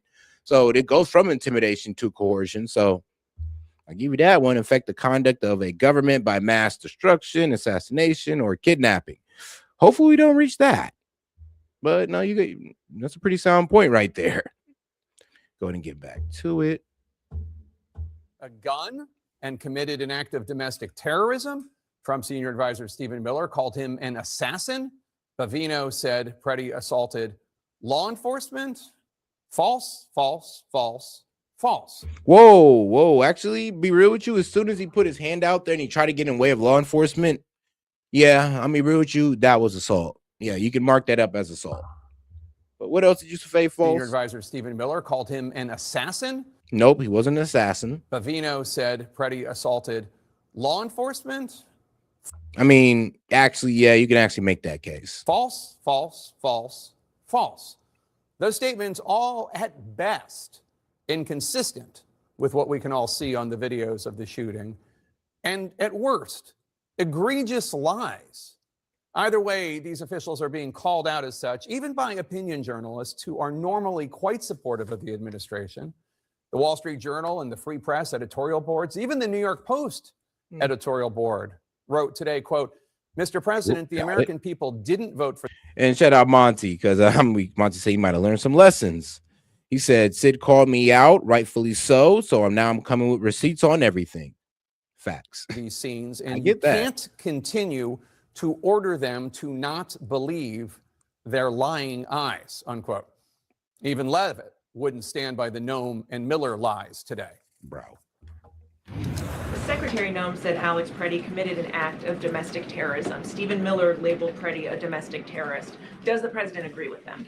Look, as I've said, I have not heard the president characterize Mr. Preddy in that way. However, I have heard the president say he wants to let the facts in the investigation lead itself. Was he alarmed to hear his top officials referring to him in that way, rushing to that judgment? Danny, go ahead. Let's start with CNN's Anderson Cooper, who's in Minneapolis. Anderson, tell us what you're seeing and hearing there today, now that it appears as though the president is sidelining Bavino and sending in border czar Tom Homan. Yeah, look, I certainly think there's a lot of people who have been out in the streets, a lot of people who have been out at the memorial for Alex Preddy, as we have seen over the last couple of days, who will certainly be relieved to hear about the reassignment or the demotion or whatever one wants to characterize it as of Greg Bavino. There certainly has not been much confidence in his ability to tell the truth or his ability to control any of the agents or many of the agents under his alleged leadership. And I think, so you hear people I've talked to are pleased by that news, unclear exactly what it means to have Tom Homan coming in. Obviously, there's some people who are going to read that as a good development, anything that brings some sort of order and sense of decent policing by some of these agents from Border Patrol or ICE. I mean, we've all seen the images of what happened to Alex Preddy, the tactics that the local. All right, now let's get over here to this Piers Morgan interview on it. Can't go on. ICE chaos plus Trump NATO slur. Well, I mean, let's get into it. If I were a Republican, I would be reminded of Dante's Inferno, abandon all hope. You're going to get beat so bad in November, you have no idea. Well, I mean, damn, that's pretty much what Sid was telling us. He's like, no, keep it up, guys. No, keep it up. Keep up the craze. Keep up this crazy ICE stuff. Keep it up. You're just going to lose in the midterms. And I'm just thinking like, you know what, Sid? You would be right if, once again, Dems did not have any real plan besides the F Trump agenda. And I mean, like, one, we can't get no agreements with them on healthcare because we all know they failed on that. I mean, two, they still have no affordability plan for Americans besides raise taxes to fund their social programs, which is going to make things more unaffordable. I mean, that's the problem. So come midterms, I think the Dems, guess what? Y'all going to have to actually have some ideas here because, You're not going to be just voted on the F Trump agenda each and every time. Actually, I do think that the people are asking for more from the Democrat Party.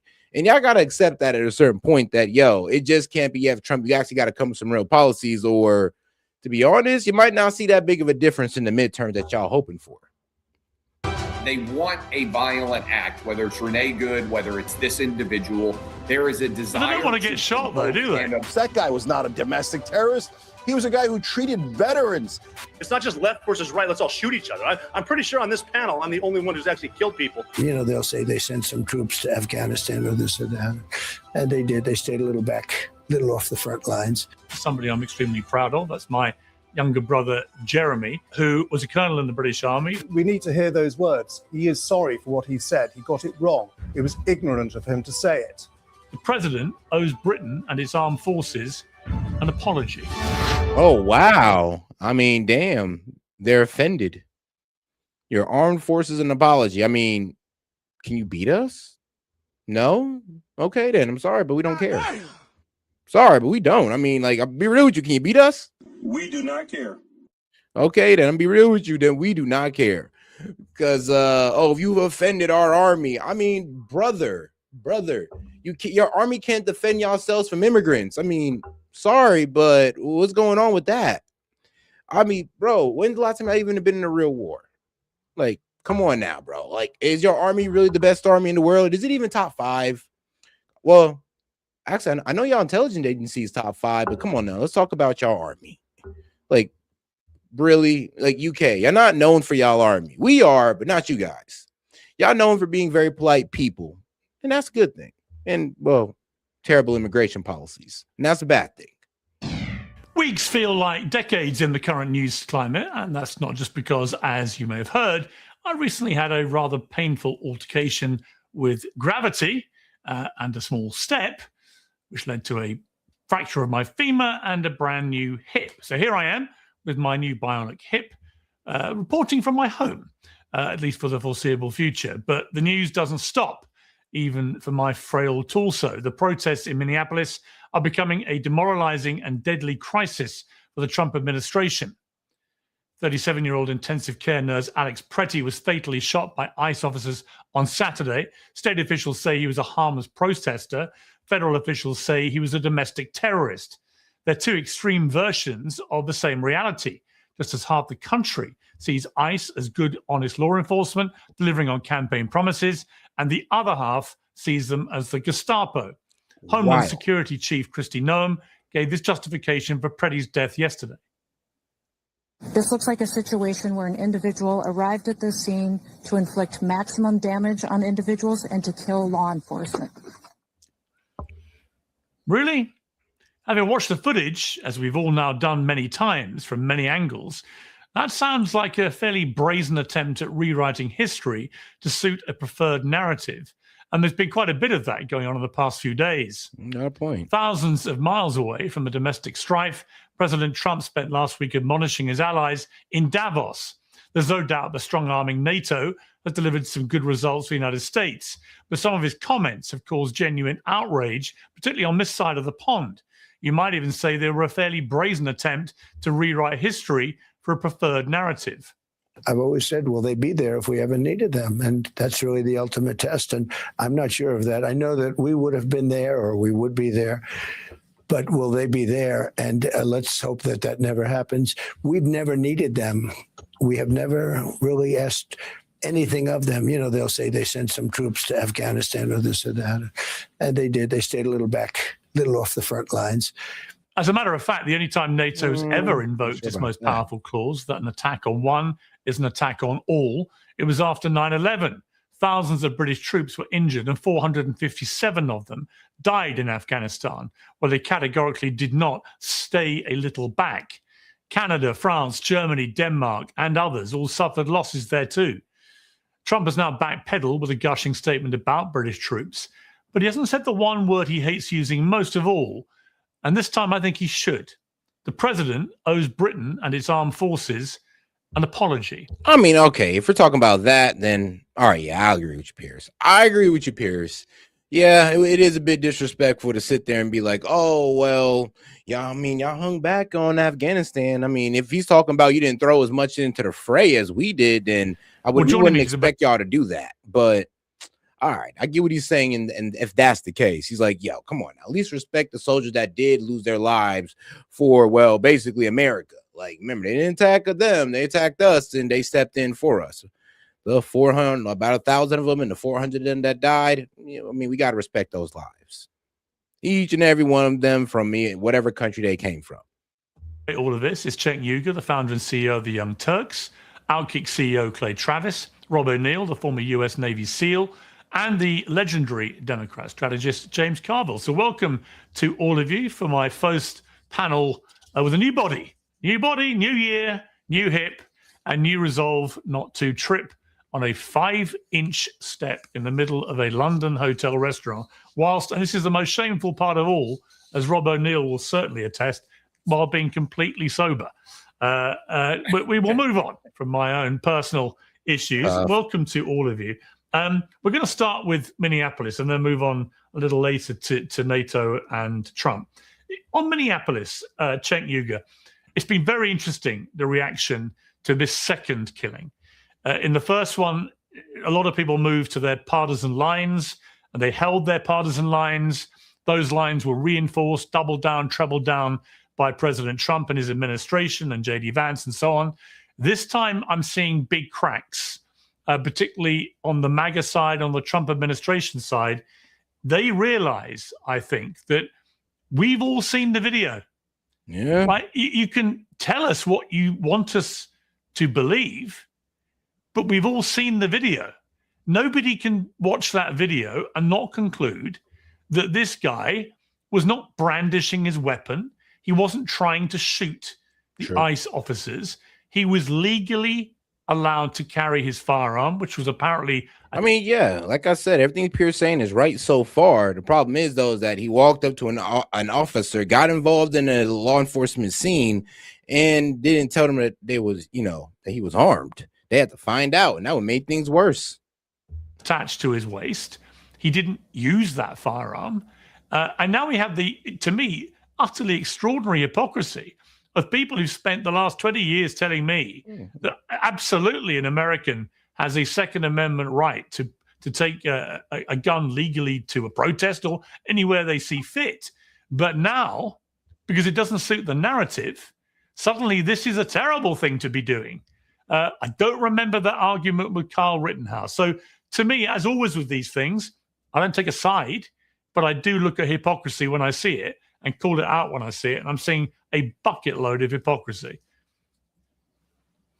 Yeah, there are layers here. So when Trump first started on the issue of immigration, closed the border, and he takes out people who were undocumented criminals. At that point, he's very popular on immigration. So then he goes to do mass deportations. And a lot of the online media, including the independent podcasters, push back. And the country pushes back. It's not popular at all, right? Okay, so that's layer number one. So why are you making an issue that you were popular on now turning into an unpopular issue with you? The reason I bring that up is because I think there is a purpose, and the purpose is not immigration. The purpose is to divide us, to get ICE to go into the middle of these cities, of course, blue cities, and cause trouble. Why do they want to cause trouble? Because they don't want you to notice the great American robbery. We've been robbed by the donors for decade after decade after decade. So what do they need? They need a distraction, and they need us to hate each other. So you send in the shock troops from ICE, they go and do what they do. And as Scaramucci said about the Trump team, the fish rots from the head down. So it's not an accident that they're acting in a lawless way. That's why he put masks on them. That's why he took away their badges, so that they would break the law and they would do outrageous things like this. No, come on, bro. You know that's wrong, Cenk. You know that's wrong. They put the masks on because without them, they were getting doxxed by people who just did not approve of what ICE was doing. That's not right. I mean, the reason I ride around in unmarked cars is because their cars are even getting doxxed. They're following them around. Like, they're only reacting from what's being done on the ground to them. They're not doing this for no reason. If all this wasn't happening to them, they would be out there with their face out, just like Obama's ICE was able to do. So I'm sorry, but due to the way things are going down on the ground, they have to do this for their safety and their family safety. And I think it's pretty effed up for the Dems just to say, "Oh, well, throw away your safety because we want to see your face." It's like, bro, you're being ridiculous. So in the case of Renee Good, the first shot has some debate, although I think. And Sean Monty said, "Link, shoot, not on this one, Monty. I got you on the next live because I'm about to end this one after this video. We got a short one today." Fact that now we've seen he was about 10 feet away and she was going about 2 miles per hour. But fine, if you want to debate the first shot, just waste your life doing that, okay? But the last two shots, they murdered her. They shot her from the side, and the third shot killed her. Now you go to Alex Preddy, and they called him a domestic terrorist and an assassin who went there to murder law enforcement. Now, guys, look, number one, you can see that's clearly not the case. They're clearly telling them, who cares? Just shoot away. And in the case of Alex Preddy, there's the first 5 shots, which, again, are totally unjustifiable because they already took his gun away. But the second 5 shots after the pause is nothing but murder and execution. But not only are they killing people in the streets in an effort to divide America and get us to hate each other, but on top of that, now you see, without a shadow of a doubt, for all the independents who voted for Trump, and even for the right wing who voted for Trump, you see that his team is a bunch of liars. That guy was not a domestic terrorist. He was a guy who treated veterans, and his last words were, trying to protect that poor woman over there, and that was his last effort. And to call him an assassin, there is no question that they are giant liars, and they're trying to get us to hate each other, and don't buy into it. And yes, finally, the last irony is, yeah, I'm be real with you. What Stephen Miller and Chrissy Nome said is deplorable. Even what the chief of the Border Patrol agent said is deplorable. I'm be honest, they shouldn't have said that. They shouldn't have called him domestic terrorist. They shouldn't have called him an assassin. None of that. They should have waited until the investigation was done. They should have just shut the F up. It already looked in their favor already. It already looked crazy enough. For them to sit there and give that type of rhetoric only made things worse. And like Chang said, it did make the administration look like a bunch of liars, honestly.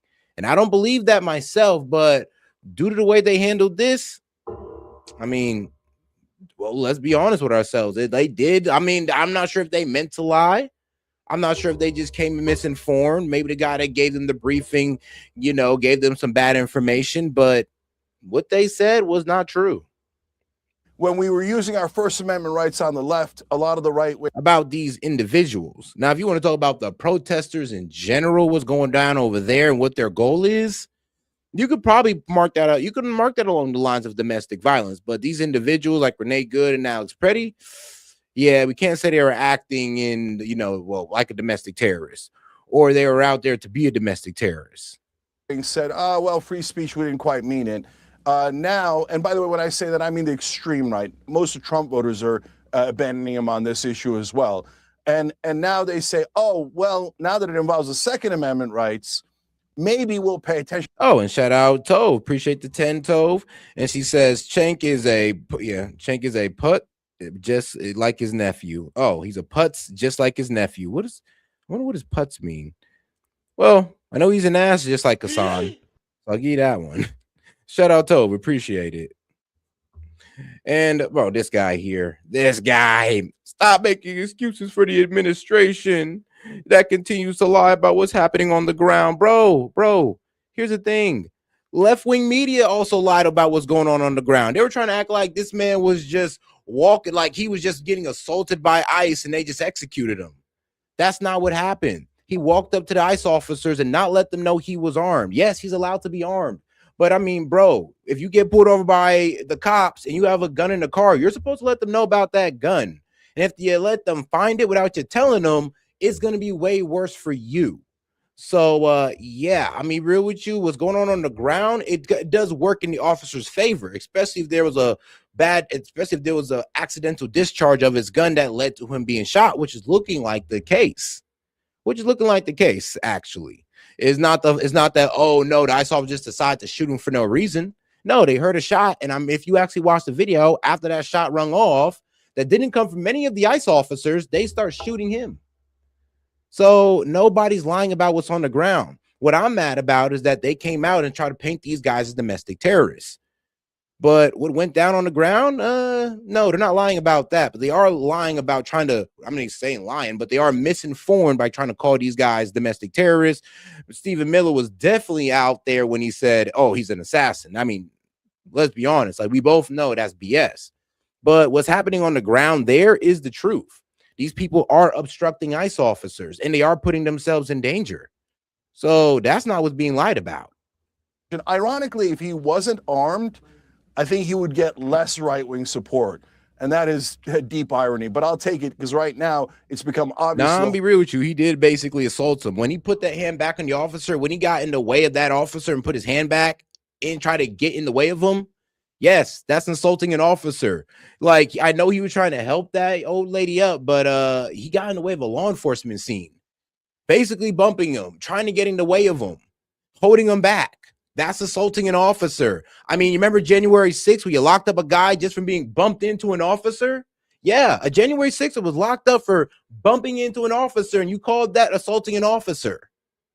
You might want to look that up before you talk. Whole country, they're taking away our First Amendment rights, our Second Amendment rights, and they're trying to set up a police state. And a police state isn't going to care if you're left or right wing.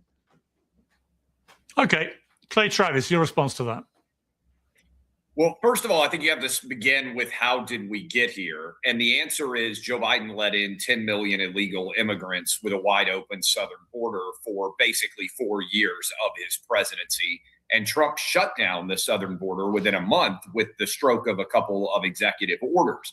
And so the question becomes, if there are, and according to Tom Homan, who I think is right, but if there are, by Tom Homan's count, 20 million illegal immigrants in the country now, and 10 million of those illegal immigrants came in with Joe Biden's imprimatur, basically allowing him in during that 4 years. What do you do to move them out of this country, right? And so that is the essence of the challenge. Okay, Initially, you start with people who are engaged in violent acts. And then from there, you aggressively move to try to get more of these people out. And then I think we can go into the specifics of analyzing the shooting and how it's going to play out going forward and compare it with Renee Good. Today's show is sponsored by Oxford Natural, makers of the Optimum Day and Optimum Night all-natural supplements. Thousands of Brits and Americans are always and watch their full stories and with the code PEEL on the conservative right, who are beginning to pivot away from where they may have initially been on this. The more angles you look at this, the more unequivocal it becomes. No one is honestly now suggesting this guy was brandishing a weapon, trying to attack or assault. There were 8 guys all over him. And then you see one of them reach down, take his legally owned firearm from his side, from his waist, take it away, and it's a second later that they kill him. I mean, that cannot... I mean, yeah, Piers, did you not hear that there was a shot that went off and no officer knew where the shot came from? So when that shot went off, that's when officers start firing on them. And here's what everybody's starting to come to the conclusion that the shot came from the officer who removed the Alex Petty's gun. And his gun, what was it? I think it was a P320, SIG. And these guns are known for having a bad, well, not even a bad trigger on it, but it's known for misfiring. You can pretty much knock it on the back, it'll fire. You can squeeze it on the front, it will fire. So, you know what, actually, I think it's best I just show you the video of how these guns operate. Well, the gun, how Alex Petty's gun might have been like a faulty model, or might have had what's they call it might have been a gun that needs to be recalled. Let's just say it like that. Because, yeah, those guns are known to misfire. But let's get over here to this gun expert on it. Will it go off again? Will it release? Put some input into the slide somewhere. Will it go off again? Will it release? Let's see. That's 3 in a row. Let me take the screw out.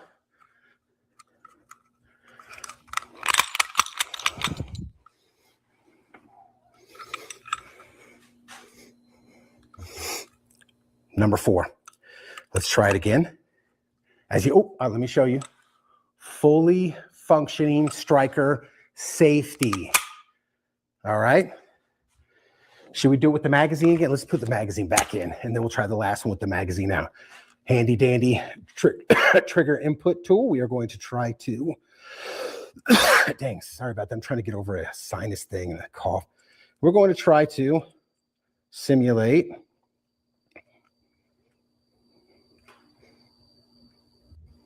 right, here we go. Again, we are roughly, as we saw on the tabletop, I'm guessing we're roughly a millimeter to less than a millimeter of engagement on that trigger. And let's see if we can get it to go off again.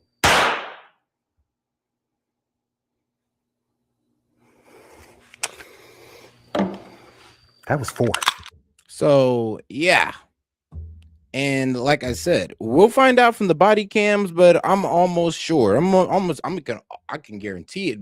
I can almost guarantee it that, yeah, it's most likely the gun that they took off Petty had an accidental discharge, and they thought it was coming either from around them or from him, and that's why they opened fired on him.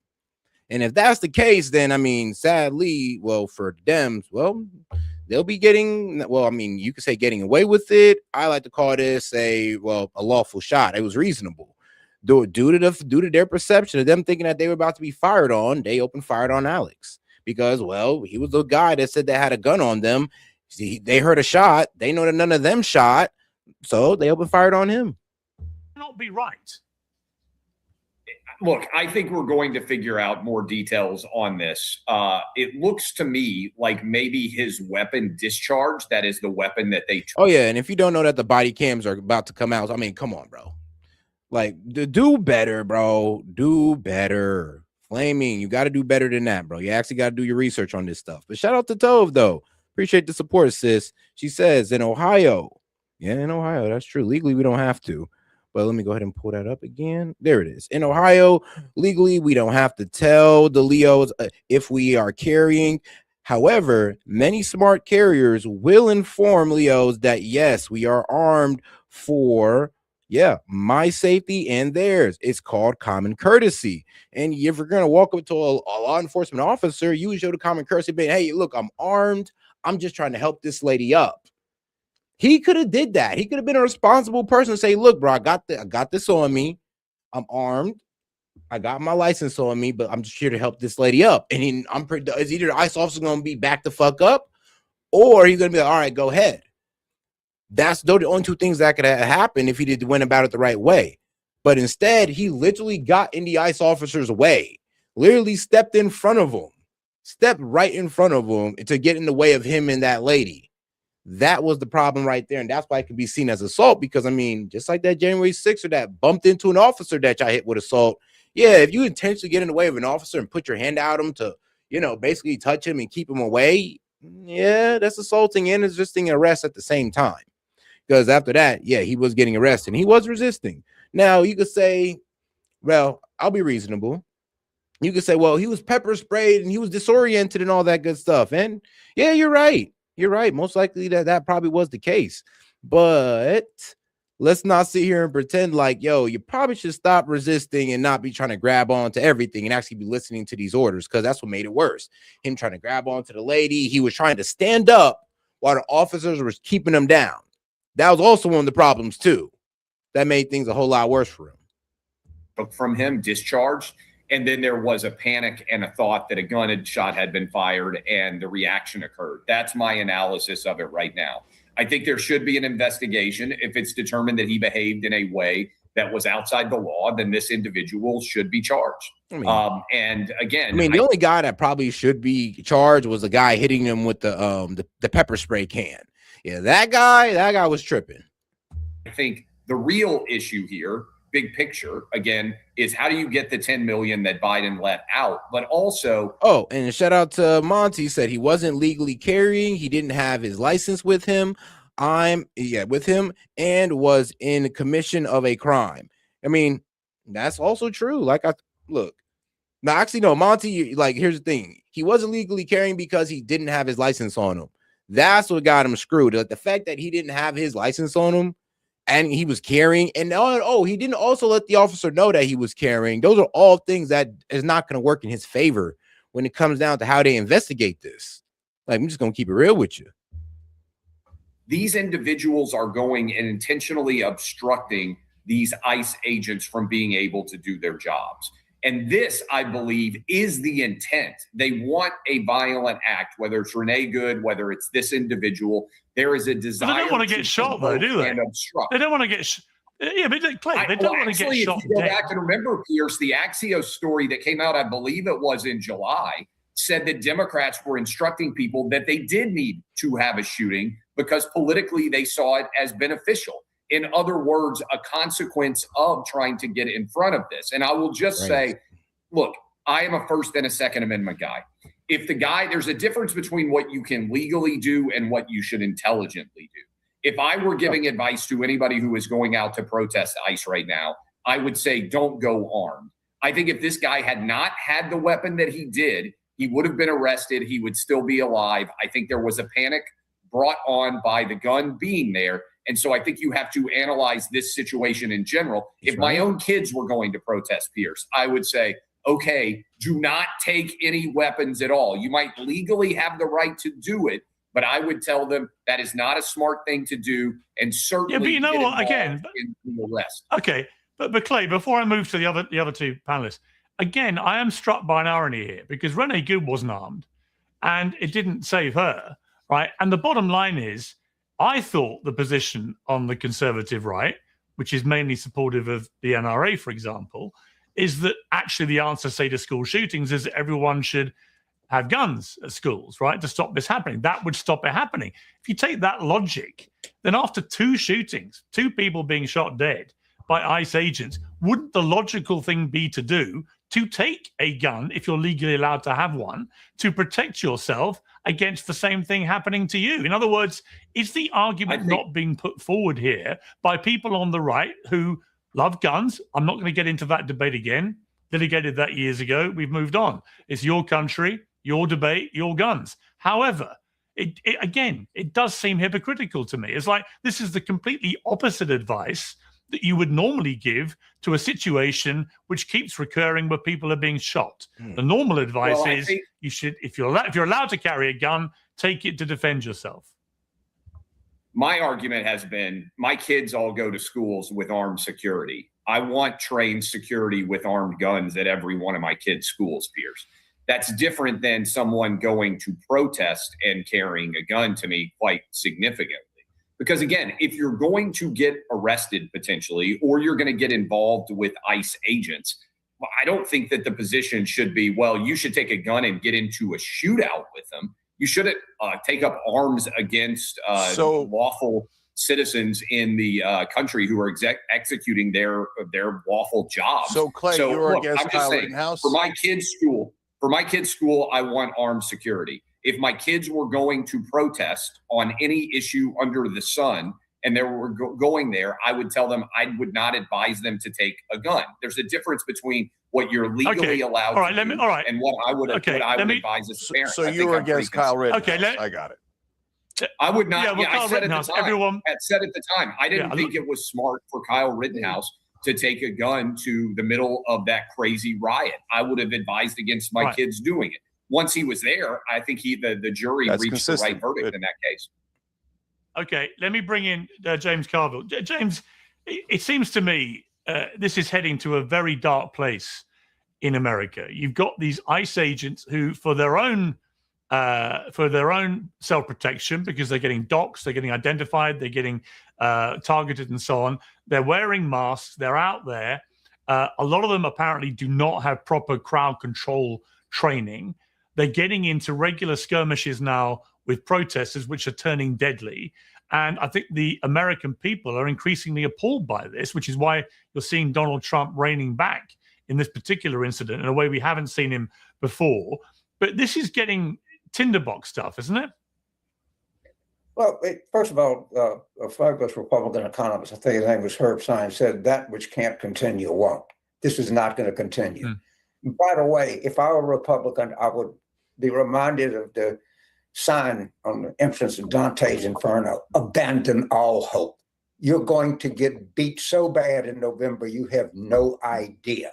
The Democrats are going to pick up 6 or 7 Senate seats. I mean, hold on, bro. You don't think that, well, I don't see, he might have a point, but it's kind of crazy, though, that Dems, they can act with impunity because their base never holds them accountable. Like the fact that, I mean, let's be honest, the protests got out of control because of the lack of leadership in Minnesota, but Jacob Fry most likely will be reelected or replaced with another Democrat.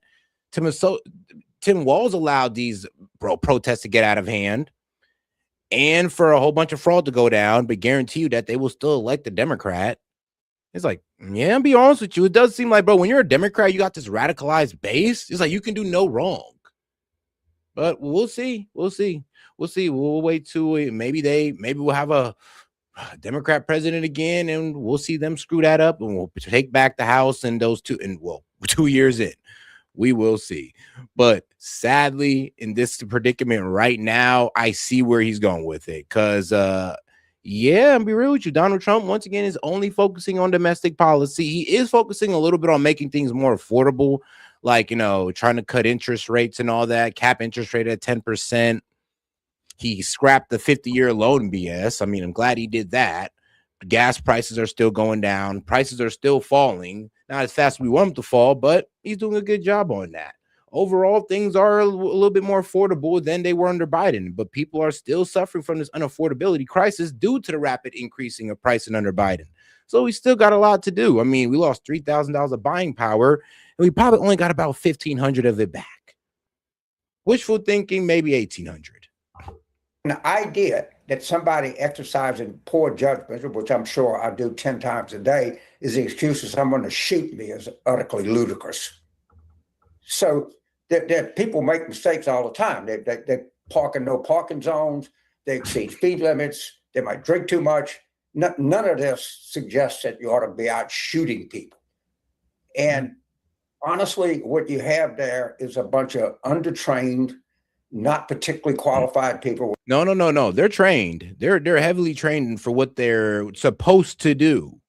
So these are ex-veterans. These are, well, not ex-veterans, but they're veterans and ex-law enforcement. So, bro, show them some respect, because you guys are the main ones talking about respecting our veterans and law enforcement. But look what you guys are doing with ICE. These are ex-law enforcement and veterans are mostly comprised of ICE. Well, was what ICE is mostly comprised of. So you saying that is honestly a bit disrespectful. And, bro, but there's a bit of truth. There's a bit of truth to what he's saying. The truth to what he's saying is that they're not trained in providing crowd control. That's why they're supposed to work with local law enforcement. And if local law enforcement can't do anything or can't help, then that's where they bring in the National Guard. That has not been done. So what he says by untrained means, oh, well, they're untrained law enforcement and all this good stuff. And that's not true. What they're untrained to do is be crowd control. They're not supposed to be controlling the crowds like they're doing right now. I mean, Border Patrol is not supposed to be crowd control. They're not trained to do that. But they're out there doing it because, well, Jacob Fry won't bring out the local police, and Tim Walz won't bring out the National Guard. But y'all dare call them untrained for what? Crowd control? Of course, that's what they're supposed to be doing. That's what Minnesota politicians are supposed to be providing, but they're not. So you can't call ICE untrained for not being able to do crowd control, because that's what the local law enforcement was supposed to do. And if they can't do that, then it's up to Tim Walz to bring in the National Guard. And if he can't do that, then I'm sorry, but this is on them then. With badges and guns, and this is going to be the result of it. The American people don't like it overwhelmingly. Stand by, sit still, and get the crap beat out of you, because that's what's going to happen. Rob O'Neill, it seems to me, we've discussed this a lot on the show with various panels. It seems to me most Americans fundamentally agree with what Donald Trump has done on the southern border. They realized it was particularly porous under Joe Biden, that millions came in illegally into the United States. That was unsustainable. And they think it's great that the border's been effectively closed. I also think there's no argument with most Americans about identifying and deporting people who are in the country illegally who then commit other crimes.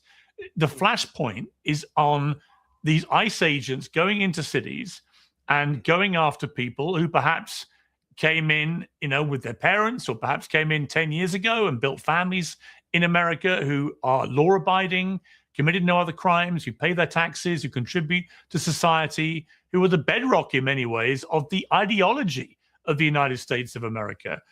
And that is where this administration, it seems to me, is overreaching and getting into serious trouble. Then you add this series of incidents now involving people being shot dead as they protest against that. And you've shout out to Juicebox, because I actually went in and looked up what you said, and it says yes, Minnesota Governor Tim Walz has mobilized the Minnesota National Guard in January 2026, basically this month, to assist local law enforcement during protests in Minneapolis area following a fatal accident. As of January 24, 2026, the guard was activated to support the Minnesota State Patrol and assist at federal buildings. Yeah, it doesn't say they're doing crowd control, man. Actually, they were supposed to be doing to help out with the protests, but they're supporting the Minnesota State Patrol and assisting at federal buildings. So they're actually helping to protect federal buildings, not actually help to assist with the protests. Got this unholy mess for him. What do you make? So, like I said, once again, crowd control is not being provided, and they're busy protecting federal buildings instead of using the National Guard to provide crowd control. Tough, though. There's a lot to unpack, and it would help both sides if they were honest with each other and not just trying to get political points proven.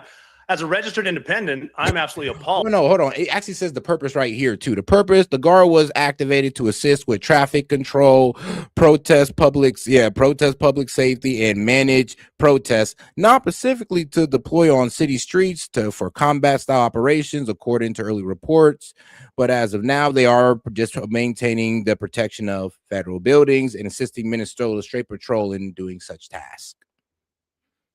Tough. Yeah, they're coordinated to came to recent local official offices in Minnesota. So no, they're not providing any type of crowd control for the protesters. They're mainly at these federal buildings providing protection. That law enforcement is killing Americans on American soil at any time. And as someone who's been in close... I mean, you know what? I'll give you that, Juice Box. It is a good thing. At least they're protecting the federal buildings. I mean, they're doing something, just not what we would hope for them to do. But they should be reorganized to provide crowd control for these protesters. I mean, because you're right, they are out there, but they're not being utilized for what's important. And what's important is the safety of these protesters.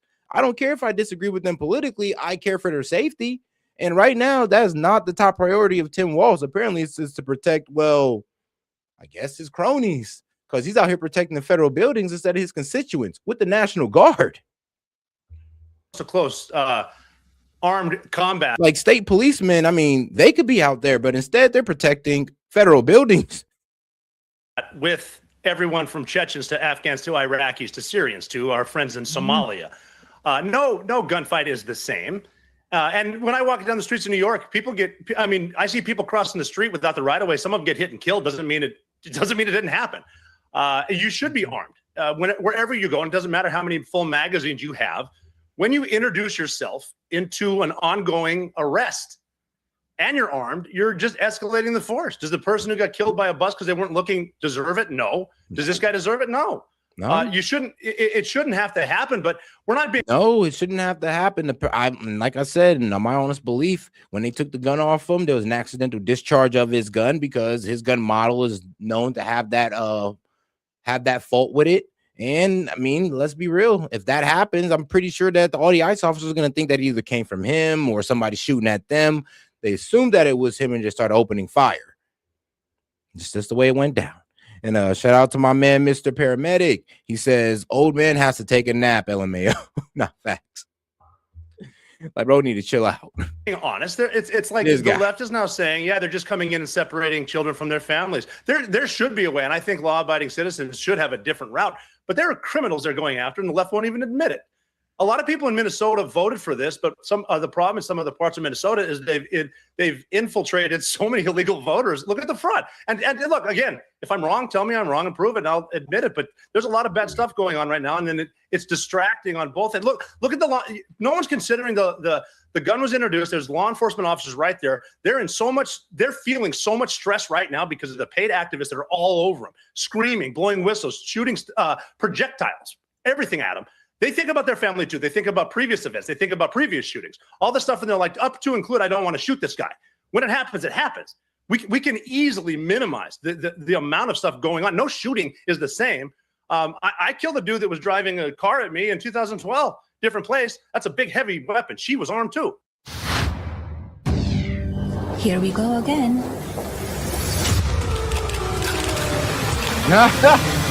Before the cameras, before the ceremony, before history is made, every detail is chosen. From Pierce, they got you. I'm sorry, but the Melody movie. January 30. So, Rob, when you've watched this video, as everybody has multiple times from multiple angles, do you see? I would ask Pierce, like, bro, how much they pay you for that? I just got to know how much they pay you to feature that movie, to promote it. Just let me know. Anything in there which would justify shooting that guy dead? Well, I have the comfort of watching after the fact, and I'm someone who's been involved with stuff with Monday Morning. They certainly come after me and tell me that it should have gone a different way. Would I have shot him from here 24 hours later? No. At the time, I don't know. I have been in spots where I have let people go that were armed that I could have killed that I didn't. I feel good about it. I've killed dudes that I often wonder, should I have? This is not all broad brush stroke. A human life was ended by a law enforcement agent. We should look at it by the incident by incident, not a broad brush stroke. And I mean, everything from these, the ICE guys aren't out there to kill people. They're not masked because they're renegades. They don't want to get doxxed. They have families. I have families. I know what getting doxxed is like. There's so much going on here. It's not just left versus right. Let's all shoot each other. I'm pretty sure on this panel, I'm the only one who's actually killed people really, really close. And I think I have an idea of knowing what I'm talking about with lethality. And I don't like it. I'm anti-war, actually. But I mean, as long as we're not going to convince each other the way we're doing it, and if we're not being honest, it's never going to happen anyway. Be honest with case by case, line by line, like we should be doing in Congress. But instead, we get here and we yell at each other about he should have been armed. He should have had as many bullets as he wants. That's his right. Should he have been killed? I don't know. I wasn't there. Well, Cenk Uygur, let me ask you the question I didn't think I'd ever ask you. Cenk, hang on one sec. Cenk, I want to ask you the question I never thought I'd ever ask you. Have you ever killed anyone? No, not to my knowledge. Hey, Cenk, you've got to look at the heart attacks. I don't know. It's always the quiet ones. It's interesting, Cenk, because we've seen President Clinton, Bill Clinton, and we've seen Barack Obama, another former president, both come out with pretty strong denunciations of this. What would be interesting? Look, man, the only thing Cenk is killing is a buffet, okay? That's the only thing he killing. The only thing he killing is a 30-ounce steak, all right? Would be if George W. Bush was to come out and add his name to this to make it more of a bipartisan response, because this cannot go on. The rest of the world, I can tell you, over here in the UK, people are looking on completely aghast that this is happening repeatedly. Yeah.